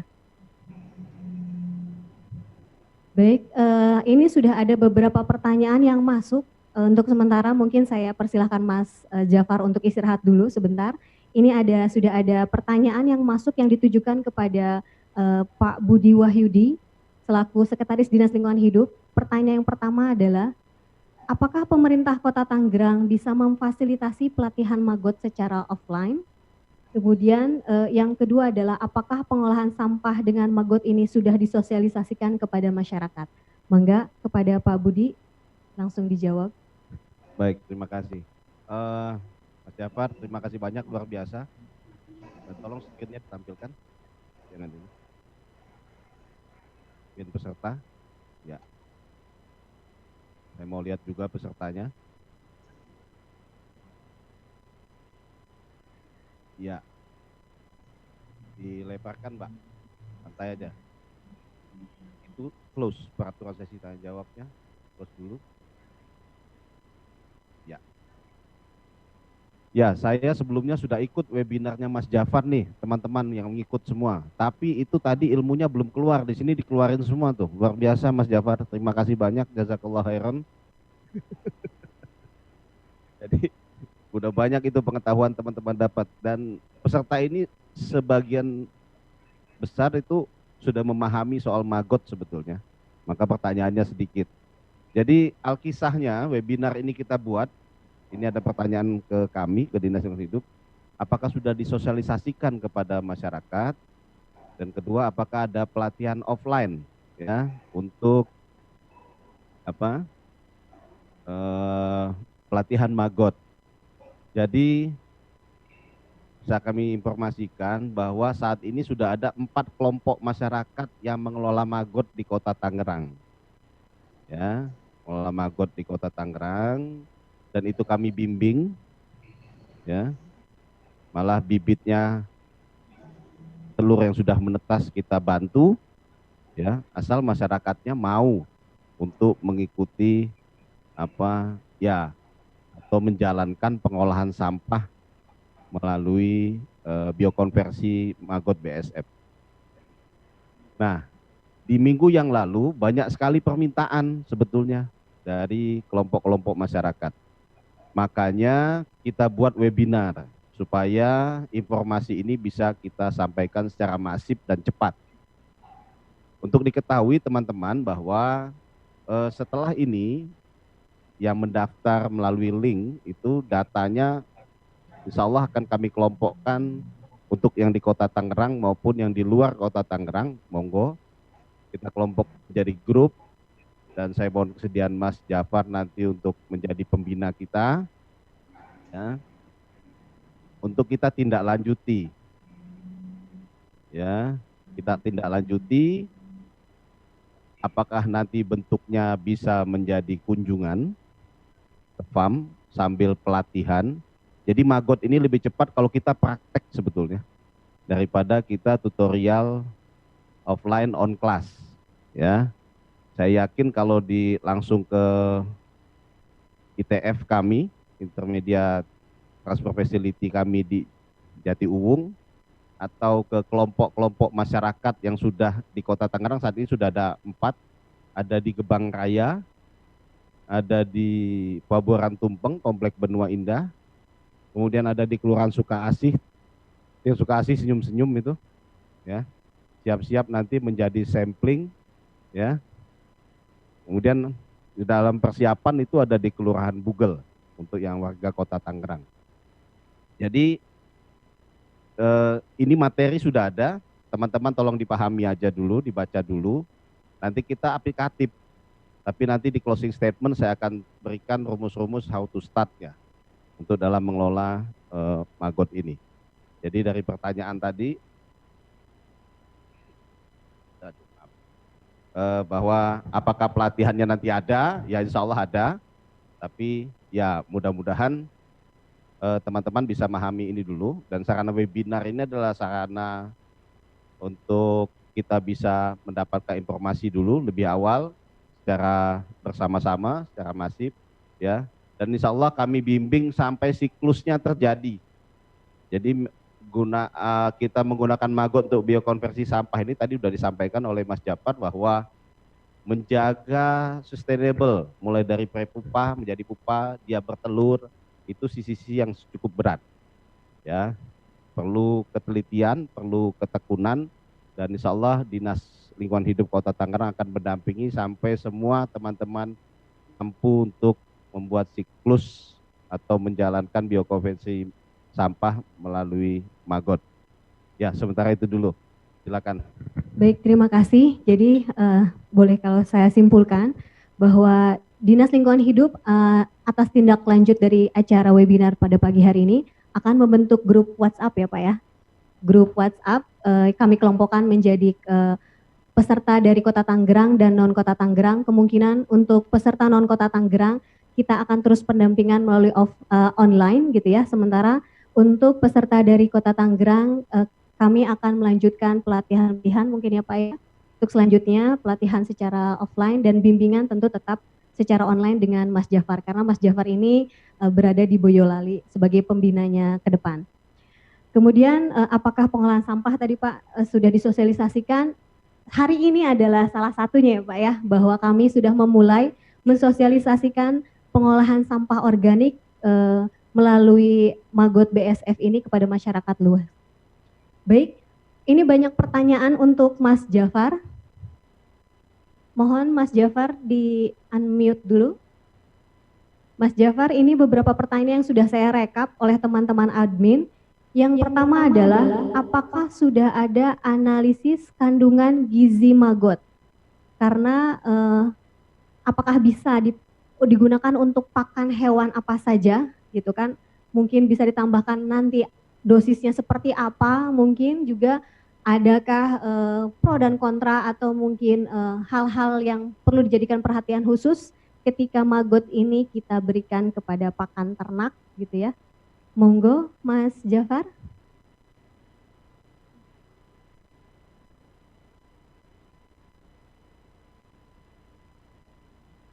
Ya, ya. Oke, terima kasih pertanyaannya teman-teman. Ini emang sering banget ditanyakan sama teman-teman, apalagi ini emang benar harus kita jelaskan dulu semuanya. Untuk tadi nggak sembarangan kita ngasih pakan maggot, itu juga harus ada latar belakangnya, harus ada secara keteoriannya gitu.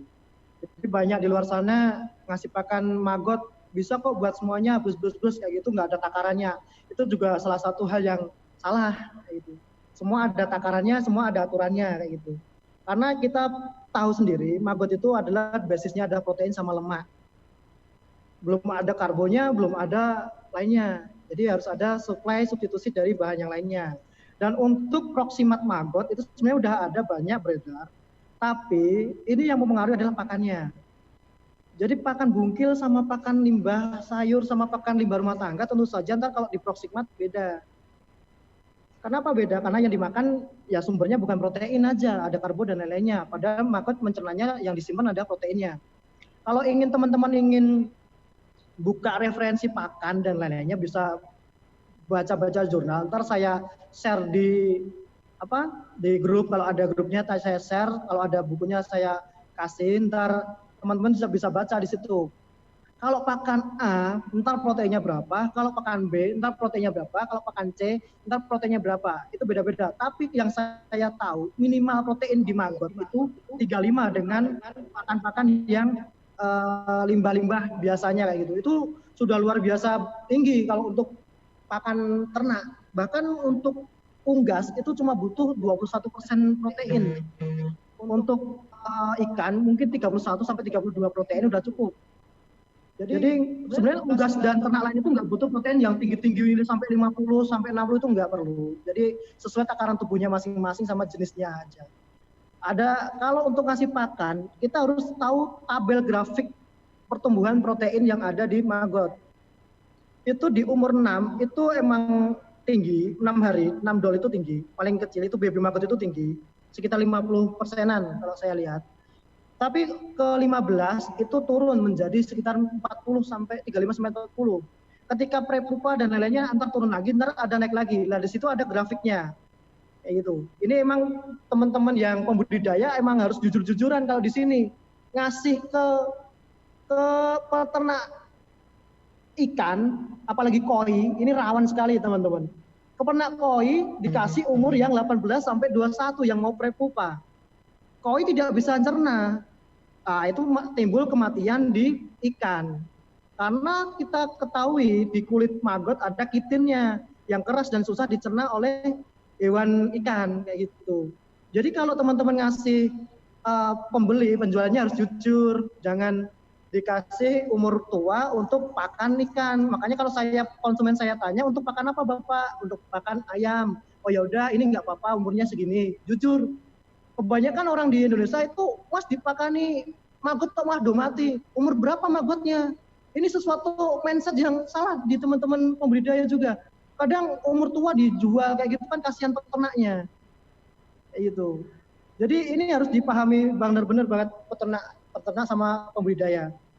Yang selanjutnya itu tadi ya Bu, apa pakem-pakemnya untuk kasih pakan ikan dan ayam dan unggas kayak gitu. Baik. Terima kasih Mas Jafar, itu jelas banget ya. Baik, sebelum kita melanjutkan pada sesi tanya jawab selanjutnya, Bapak Wali Kota sudah hadir di tengah-tengah kita untuk memberikan sambutan, mungkin sepatah dua patah kata dan arahan kepada kita semua, terutama pada masyarakat Kota Tangerang. Kepada yang terhormat Bapak Wali Kota Tangerang, Bapak Arif Erwismansyah, kami persilahkan. Baik, bismillahirrahmanirrahim. Assalamualaikum warahmatullahi wabarakatuh. Waalaikumsalam. Salam sejahtera semuanya, salam sukses peternak maggot gitu ya. Teman-teman Dinas LH yang saya banggakan, para narasumber yang saya hormati dan saya banggakan, semua para peserta webinar ini, ya tentunya saya atas nama pribadi sebenarnya dan pemerintah Kota Tangerang menyampaikan apresiasi atas inovasi yang dikembangkan oleh teman-teman Dinas LH Lingkungan Hidup dalam mengembangkan budidaya maggot untuk mengurangi sampah ya, terutama sampah-sampah organik ya. Karena di Kota Tangerang ini memang yang kita hadapi sekarang ini kondisinya sampah itu seharinya nggak kurang dari 1.400 ton dan mungkin 40%-nya adalah organik. Jadi ketika kemarin saya melihat budidaya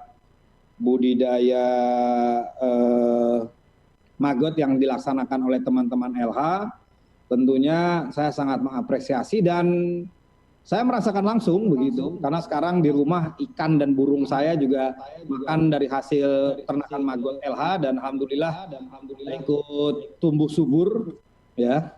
Mereka semua tetap termasuk kemarin ada ayah saya ternak lele, kita kasih juga maggotnya dan mudah-mudahan ini menjadi salah satu alternatif di tengah wabah pandemi COVID-19, bagaimana kita mampu berinovasi, berkontribusi terhadap lingkungan, baik dalam pengurangan sampah maupun pemanfaatan budidaya maggot untuk kesejahteraan masyarakat, karena pastinya akan mengurangi beban dalam kebutuhan operasional yang khususnya ternak ikan dan unggas. Ya.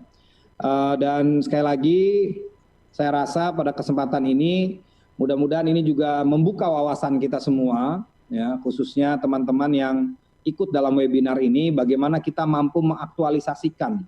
Jadi mengamalkan pengalaman-pengalaman narasumber agar kita bisa kembangkan, sehingga nantinya kita ini bisa menjadi bagian dari solusi di Indonesia, bagaimana mampu mengurangi sampah dan juga meningkatkan budidaya ternak kita khususnya untuk ikan dan unggas. Rasanya itu yang bisa saya sampaikan. Saya sebenarnya pengen ikut dari awal ya, pengen ikut nyimak, pengen ikut denger begitu ya. Ini mohon maaf ada di penghujung karena memang tadi ada beberapa agenda yang berubah jadwalnya, tapi saya berharap semua tetap semangat dalam mengikuti kegiatan webinar dan mudah-mudahan nanti saya bisa berkunjung ke tempat-tempat teman-teman untuk melihat bagaimana budidaya maggot bisa kita kembangkan di Kota Tangerang menjadi bagian dari alternatif solusi bagaimana kita mampu mengurangi sampah organik. Itu saja yang bisa saya sampaikan. Terus semangat dan bangga menjadi bagian dari Kota Tangerang, untuk Indonesia. Tangerang, ayo. Wassalamualaikum warahmatullahi wabarakatuh. Waalaikumsalam warahmatullahi wabarakatuh. Demikian para peserta webinar BSF Maggot hari ini. Baru saja disampaikan sambutan dan harapan dari Bapak Wali Kota Tangerang terhadap acara hari ini, bahwa tadi telah disampaikan produksi sampah Kota Tangerang kurang lebih 1.400 ton per hari dan 40-60%-nya adalah sampah organik, yang itu merupakan peluang bagi kita semua jika diolah dengan menggunakan salah satunya dengan Maggot BSF ini. Tentu ini menjadi peluang yang luar biasa bagi kita semua. Ilmu hari ini dari para narasumber akan kita teruskan melalui sesi tanya jawab. Mohon izin Pak Wali Kota. Kepada Mas Jafar, kami akan kembali membacakan pertanyaan-pertanyaan yang telah masuk ke dalam web chat kami. Terutama ini banyak pertanyaan yang disampaikan kepada Mas Jafar. Pertanyaan selanjutnya adalah apa yang perlu dipersiapkan untuk budidaya maggot skala rumah tangga? Ini skala rumah tangga apa saja? Baik, saya bacakan dulu ya Mas Jafar beberapa pertanyaan. Apa yang perlu dipersiapkan untuk budidaya maggot skala rumah tangga? Kemudian bagaimana cara memberi makan maggot agar tidak bau dan becek? Bagaimana jadwal pemberian makannya dan berapa banyak? Itu juga pertanyaan selanjutnya. Kemudian pertanyaan ketiga adalah bagaimana budidaya maggot ditinjau dari segi kesehatan? Nah, tentu ini mungkin tadi ketika belum menyimak secara sempurna apa perbedaan antara maggot, lalat maggot dan lalat yang lainnya karena dikhawatirkan menjadi faktor penyakit gitu Mas. Mungkin. Kemudian pertanyaan yang keempat adalah fokus yang dilakukan apakah pengembangbiakan maggot atau pengolahan sampah organiknya? Ini ya, terkait mungkin tadi karena maggot ini sumber makannya adalah sampah organik, ataukah bisa keduanya atau kita fokus pada salah satu saja gitu kan, pengembangbiakan maggot, fokus pada siklus tadi ataukah pada pengolahan sampah organiknya. Pertanyaan selanjutnya adalah di mana saja hasil budidaya maggot bisa dijual? Nah, terkait tadi peluang ya yang disampaikan oleh Mas Jafar bahwa budidaya maggot ini bisa variannya bisa mengisi gitu ya, mengisi pada peternakan, pertanian dan perikanan. Monggo Mas, 5 pertanyaan dulu kita bahas untuk selanjutnya kepada masih ada banyak Mas. Ini masih ada 6 menunggu pertanyaan. Kita 15 menit lagi mungkin kita buka pertanyaan. Monggo Mas Jafar menjawab 5 pertanyaan. Waktu dipersilakan. Terima kasih Ibu. Yang pertama tadi budidaya skala rumah tangga ya. Ini yang memang saya galangkan di ibu-ibu PKK di tempat saya ataupun tempat lainnya. Ini sangat luar biasa sekali karena ibu-ibu PKK ini sebuah potensial yang sangat luar biasa untuk kita kembangkan. Dari kalau bisa sampah itu bukan keluar, nggak akan ada yang keluar dari desa kayak gitu. Ibu dengar ya, sound saya nyala? Jelas Mas, insya Allah jelas. Siap. Dari situ apa sih yang bisa diterapkan di rumah tangga, budidaya gimana gitu. Kalau yang saya terapkan adalah mereka cukup menyediakan nampan ukuran yang abu-abu kayak gitu. Abu-abu kayak gitu Ibu. Ukuran nampannya itu sekitar 46 kali 60 kalau nggak salah. Mereknya adalah Eagle. Itu bisa teman-teman beli di pasar. Itu kita kasihkan baby doll umur 6 hari. Karena ibu-ibu mungkin nggak bisa cara penetasannya. Tapi kalau itu ibu mau menetaskannya dan lain-lain, ntar saya feedback lagi ke belakang. Tapi ini saya jelaskan ke teknis budidaya skala rumah tangganya. Gitu. Kalau skala rumah tangga di dapur itu cukup menyediakan nampan sama beli baby doll aja yang umurnya masih muda 7 harian. Habis itu setiap hari ibu-ibu cukup memberikan sisa nasi, sisa sayur atau sisa lainnya ke dalam situ. Setelah umur 15 sampai 16 hari bisa dibalikkan lagi ke peternak maggotnya kayak gitu, bisa dijual. Tapi kalau untuk skala rumah tangga yang untuk produksi atau untuk budidaya sendiri, otomatis ibu harus punya tempat lalat sama tempat penetasan sama sama tempat pengembangbiakan ya, sama kayak budidaya besar tapi diperkecil kayak gitu. Dan otomatis kita harus feedback pakannya harus tersedia apa aja pakannya, apakah cukup untuk dari skala dapur ataukah bisa joinan dari beberapa warga, sampahnya bisa diambil kayak gitu. Tetap yang paling utama adalah pakannya, limbahnya kayak gitu. Oke, lanjut pertanyaan kedua. Pertanyaan kedua, bagaimana cara tadi udah ya cara memberi makan maggot agar tidak bau dan becek Mas? Oke, ini penting banget ini para pembudidaya maggot nih, biar nggak dikomplain warga, nggak diprotes, nggak didemo atau apalah itu, biar mereka semua juga menikmatinya hasilnya kayak gimana gitu. Itu ini kita kalau limbah lebih baik kalau saya itu difermentasi. Kita bisa buat bakterinya itu dari maggotnya juga. Jadi maggotnya jangan cuma dijual, kita bisa ekstraksi bakteri-bakteri baik yang ada di dalam situ. Kayak gitu. Jadi pakannya difermentasi dulu, kalau bisa digiling, difermentasi, terus ada saringannya. Harusnya ini tak gambar sih sebenarnya, tapi nggak apa-apa. Itu airnya ditiriskan, pakannya difermentasi pakai rumusannya bisa 10 mili bakteri dicampur sama 250 mg molase, diaduk rata, ditambah sama air 500 mili, ditambah dedak 100 gram, dicampur rata itu untuk 30 kilo. Itu bisa untuk mereduksi bau yang tidak enak kayak gitu. Untuk pertanyaan nomor 3 Ibu. Baik. Mungkin nanti bisa dijelaskan nanti di grup WA lebih lanjut ya Mas terkait formulasi Ya, tadi supaya Allah, tidak bau dan becek. Pertanyaan selanjutnya adalah bagaimana efek budidaya maggot ditinjau dari segi kesehatan Mas? Mungkin ini ada kekhawatiran terkait lalat itu identik dengan faktor penyakit gitu. Monggo Mas. Sebenarnya maggot itu adalah hewan paling bersih, Bu. Dia itu diciptakan untuk dari luarnya bersih, dari dalamnya bersih, dan dia mengurai sesuatu hal yang tidak baik kayak faktor penyakit itu bisa diurai dengan maggot. Yang menjadikannya tidak bersih dan berdampak ke lingkungan adalah cara pemberian pakannya. Cara pemberian pakan sama penimbunan limbahnya yang tidak rapi dengan manajemen pakannya yang salah. Itulah yang menjadi dampak penyakit untuk lingkungan. Dari situ semua kita bisa meminimalisir dengan cara kayak tadi fermentasi, dan juga kita pakai sistem FIFO, freeze in freeze out, atau apa namanya itu, sampahnya hari itu juga harus habis kayak gitu. Jangan ada penimbunan sampah di sekitar budidaya maggot kayak gitu. Jadi pada dasarnya kalau magotnya itu adalah bersih, yang menjadikan kotor adalah manusianya sendiri gitu. Terima kasih Ibu. Baik gitu ya, berarti ternyata maggot itu tidak menjadi kekhawatiran kita ya Mas ya. Intinya adalah bagaimana kita harus menerapkan tetap pola hidup bersih dan pengaturan yang baik ya Mas ya untuk kandang dan Ya, lain betul sebagainya. sekali. Juga terhadap bahan baku untuk maggot sendiri ya Mas ya. Oke, Ya. pertanyaan selanjutnya adalah tadi Mas, kegiatan budidaya maggot ini difokuskan untuk pengembangbiakan ataukah pengolahan sampah organik atau keduanya justru? Monggo Mas dijelaskan.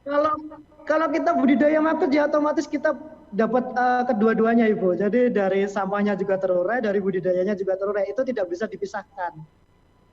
Karena sumber pakannya adalah limbahnya. Jadi kalau limbahnya itu kita urai, kita juga otomatis berbudidaya maggotnya. Kayak gitu. Jadi itu dua hal yang tidak bisa dipisahkan kayak gitu.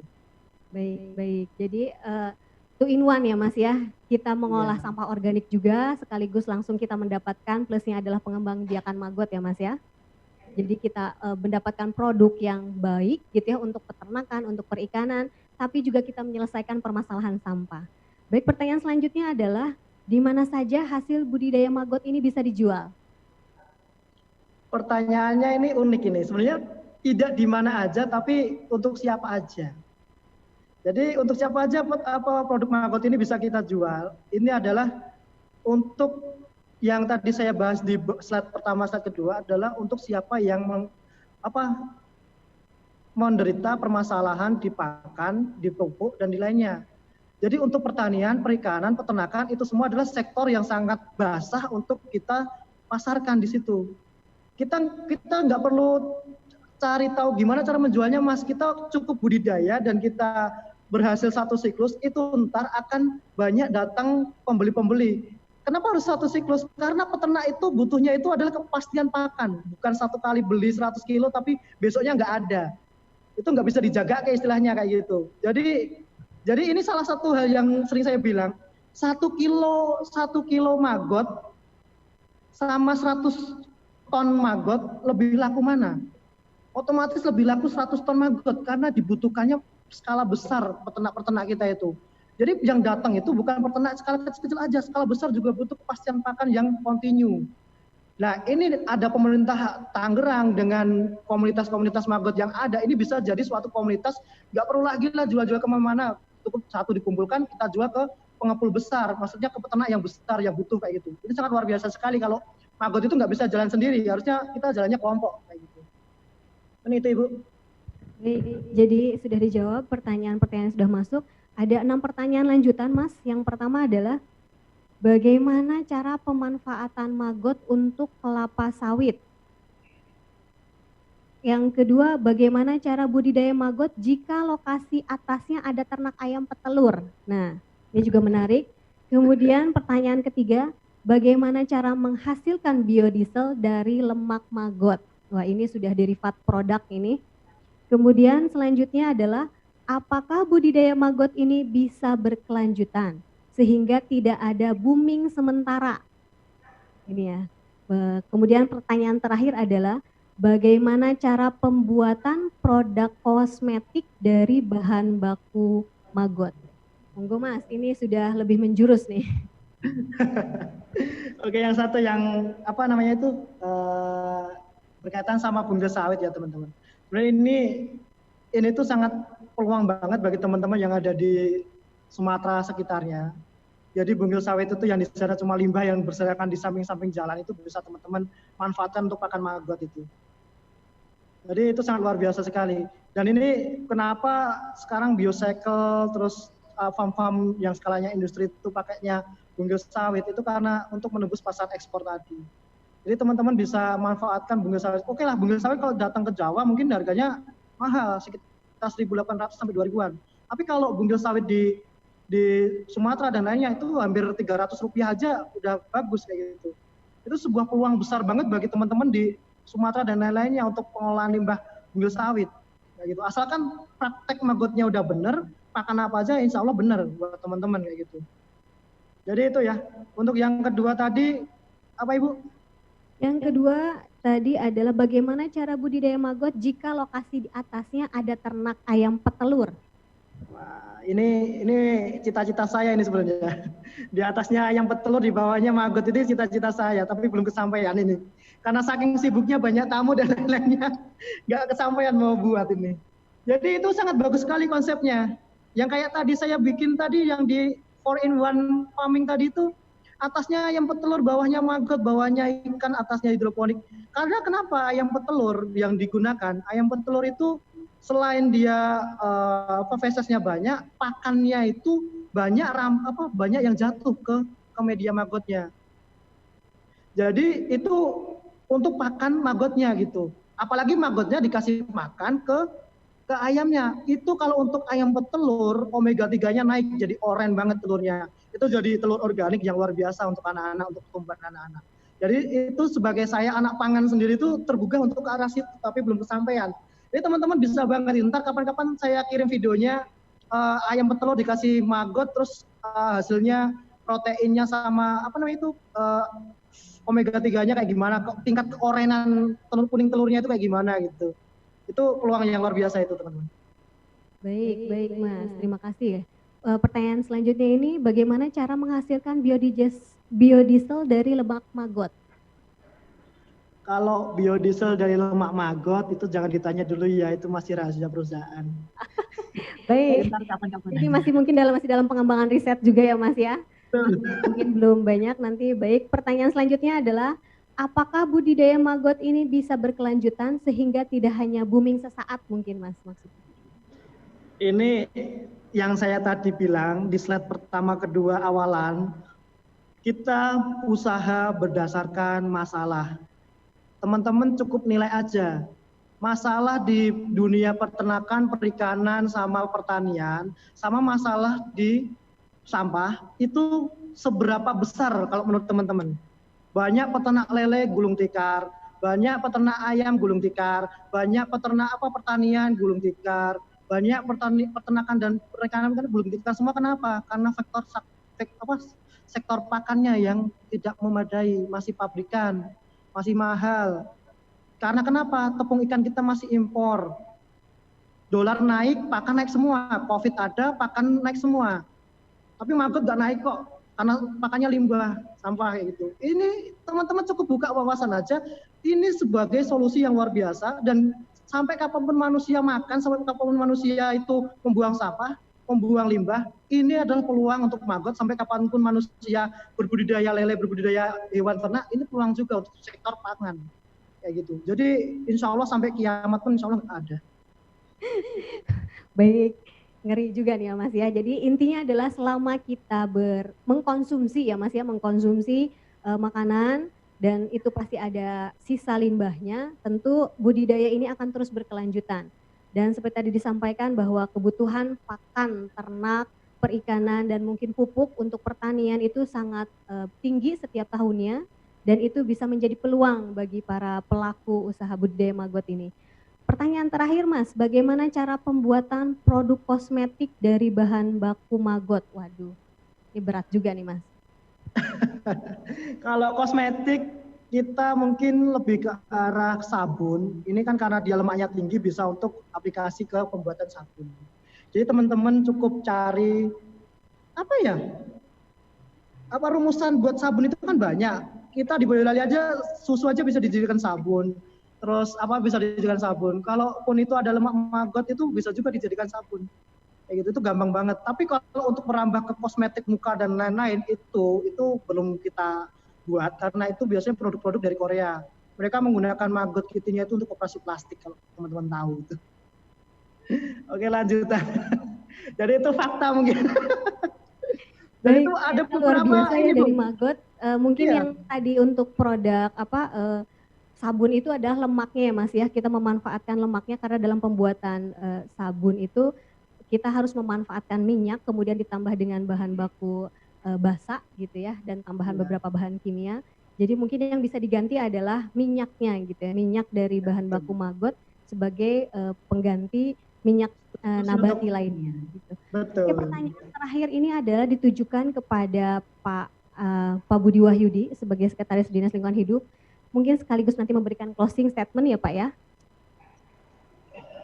Oke, Mas Jafar, karena ini kami sudah menutup sesi pertanyaan dari para peserta webinar, mungkin nanti kita akan tindak lanjut selanjutnya adalah melalui WA, Mas Jafar.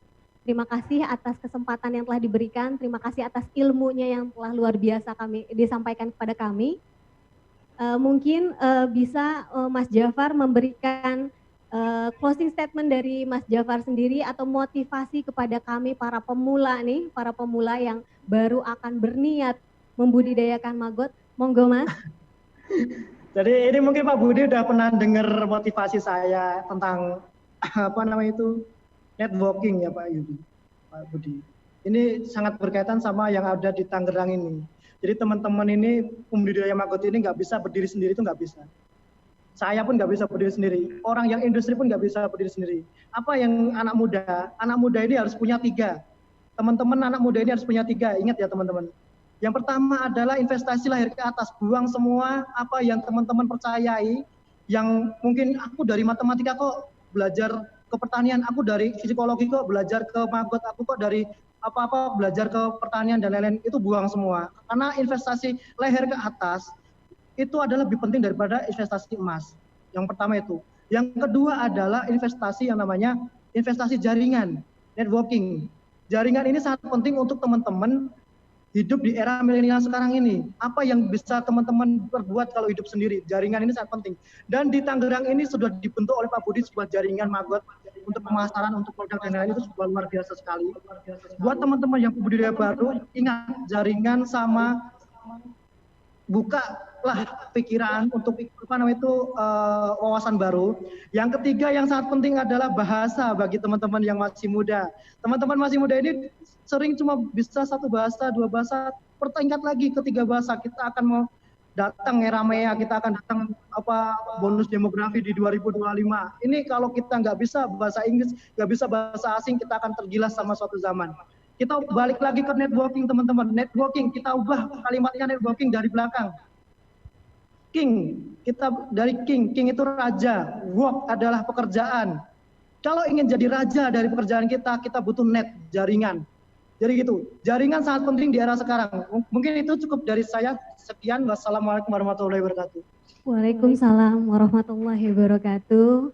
Mungkin ini tidak terdengar nih, kami memberikan standing applause sebenarnya untuk Mas Jafar gitu ya, setelah memberikan luar biasa ilmunya untuk kami. Mudah-mudahan harapan tadi Mas Jafar bahwa melalui webinar ini semakin banyak yang terbuka wawasannya untuk memulai aksi mengolah sampah organik melalui maggot BSF ini menjadi sesuatu yang luar biasa karena peluangnya juga sungguh luar biasa. Baik, terima kasih Mas Jafar. Ini pertanyaan terakhir saya tujukan untuk Pak Budi.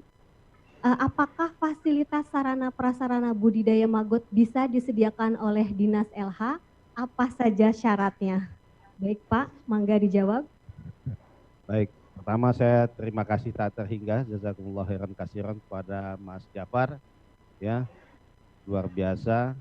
Waktu sependek ini pencerahannya, ilmunya. Jadi saya jujur Bapak Ibu, saya belum pernah ketemu fisik ini sama Mas Jafar. Ya, tapi fisik itu bukan suatu pastian atau satu hitungan bahwa kita dekat. Fisik kami jauh, tapi hati kami dekat. Ya, tapi saya sudah menikah. Ya, jadi ya, jangan takut kalau saya hatinya dekat sama Mas Jafar, saya sudah menikah kan gitu. Biar Mas Jafar kita doain cepat menikah ya, amin. Amin. Nah, gitu. Baik, ya. Sebelum saya kasih closing statement, tadi closing statement dari Mas Jafar luar biasa, ya. Networking, ya. Itu sudah harusnya kita sekarang tidak boleh lagi ego sendiri-sendiri, baik masalah sampah di kota kita maupun juga ya kita dalam berusaha. Kalau tadi ditanyakan apa aja Pak syaratnya kalau mendapat fasilitas dari Dinas Lingkungan Hidup. Ya, untuk kami informasikan bahwa 4 teman-teman yang kelompok masyarakat tadi yang saya informasikan yang sudah mulai maggot BSF di Kota Tangerang yang kami bimbing itu semuanya mandiri. Kami akan memberikan fasilitas bibit seperti tadi yang disampaikan oleh Mas Japar, baby maggot usia penetasan 4-7 hari. Ya. Jadi maggot ini paling cepat menguasainya kalau dilakoni, kalau dikerjakan. Insya Allah nanti ilmunya cepat menyerap. Ya. Fasilitas pendampingan juga, makanya sebaiknya kita berkelompok. Kalau tadi skala rumah tangga, kalau rumah tangga sendiri, 1 orang saja, misalnya, 1 orang itu dalam penelitian punya sampah organiknya cuma 0,4 kg. Jadi kalau kita ada 4 orang, berarti sampahnya baru 1,6 kilo. Minimum skalanya sudah skala RT mungkin kalau RT-nya cukup banyak, atau RW. Ya. Nah, nanti kita akan bimbing, kita akan fasilitasi. Teman-teman yang lain juga yang sudah mulai juga sampai sekarang tetap berkomunikasi, dan ada satu waktu kita datangi, kita cek ke sana. Jadi pada semuanya saatnya untuk memulai, ya. Dan bagaimana cara memulainya? How to start? Sekarang hitung dulu peluang sampah di lingkungan masing-masing. Tadi ada satu pertanyaan dari Balaraja, ya, saya sudah 1 tahun mandiri ngelola sampah, tapi saya kesulitan masalah sampahnya. Ya kebetulan Balaraja, mohon maaf bukan masuk wilayah kami, ya. Saya sebetulnya kalau udah 1 tahun saya sangat senang, kita akan bantu mana. Tapi sebetulnya kalau tadi sudah sampaikan dimulaikan dari lingkungan sendiri, nah itulah skala yang akan menjadi perhitungan seberapa besar kita mulai mengembangkan maggot BSF, ya. Jadi skala kompleks, skala RW, itulah menjadi perhitungan sementara. Mengenai alat biopon misalnya, seperti disampaikan Mas Japar tadi, pakai bak plastik juga bisa. Jadi tidak perlu terlalu ideal. Sebenarnya idealnya tetap ada, ya, tapi untuk memulai pertama sambil berjalan, ya, sekarang lebih baik kita mulai saja dulu, ya. Dan kalau ingin terus berkomunikasi, terutama yang mendaftar, kita sudah dibuat, Mbak, Mas, untuk grup WA-nya, Mas Medi, halo, sudah dibuat sekarang? Ya, datanya tolong langsung dibuat, ya, biar bisa dimulai untuk pendampingan. Dan juga bisa mulai untuk, sebetulnya teman-teman bisa dekat, kalau sekarang ada di Sukaasih, nanti ada di Bugel, ada di Gebang Raya, ada di Waburan Tumbang, ya, itu yang sudah mulai jalan, mungkin bisa sambil itu silaturahmi, tadi ingat networking, ya, kita berjaringan, kita bergandengan tangan bersama-sama, ya.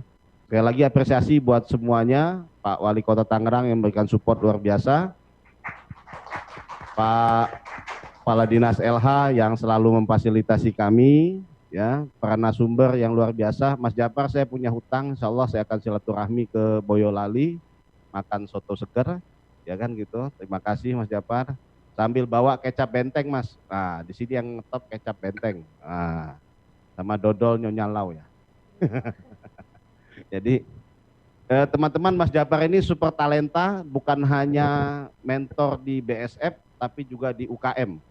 Jadi kalau ilmunya masih banyak yang perlu, doakan kita sehat semua dan punya kesempatan yang banyak untuk kita melanjutkan webinar-webinar selanjutnya. Terakhir pada Benua Lestari Indonesia, terima kasih sudah berpartisipasi dalam kegiatan ini. Semoga ini menjadi manfaat dan amal jariah bagi kita semua. Sekali lagi terima kasih, sukses buat semua, saatnya bekerja, dan wassalamualaikum warahmatullahi wabarakatuh. Waalaikumsalam warahmatullahi wabarakatuh. Demikian acara webinar Maggot BSF pada hari ini telah selesai kami selenggarakan. Mohon maaf atas segala kesalahan dan kekurangan. Semoga pengalaman dari para narasumber tentang Maggot BSF ini menjadi pembuka wawasan kita untuk memulai aksi, tidak hanya menyelamatkan bumi melalui pengolahan sampah organik, tapi juga kita menjadi lebih berdaya guna, membantu peluang-peluang para pengusaha-pengusaha muda untuk memenuhi kebutuhan pakan, terutama pakan baik di dunia pertanian, peternakan maupun perikanan. saya tutup acara webinar kali ini. Billahi taufiq wal hidayah. Wassalamualaikum warahmatullahi wabarakatuh.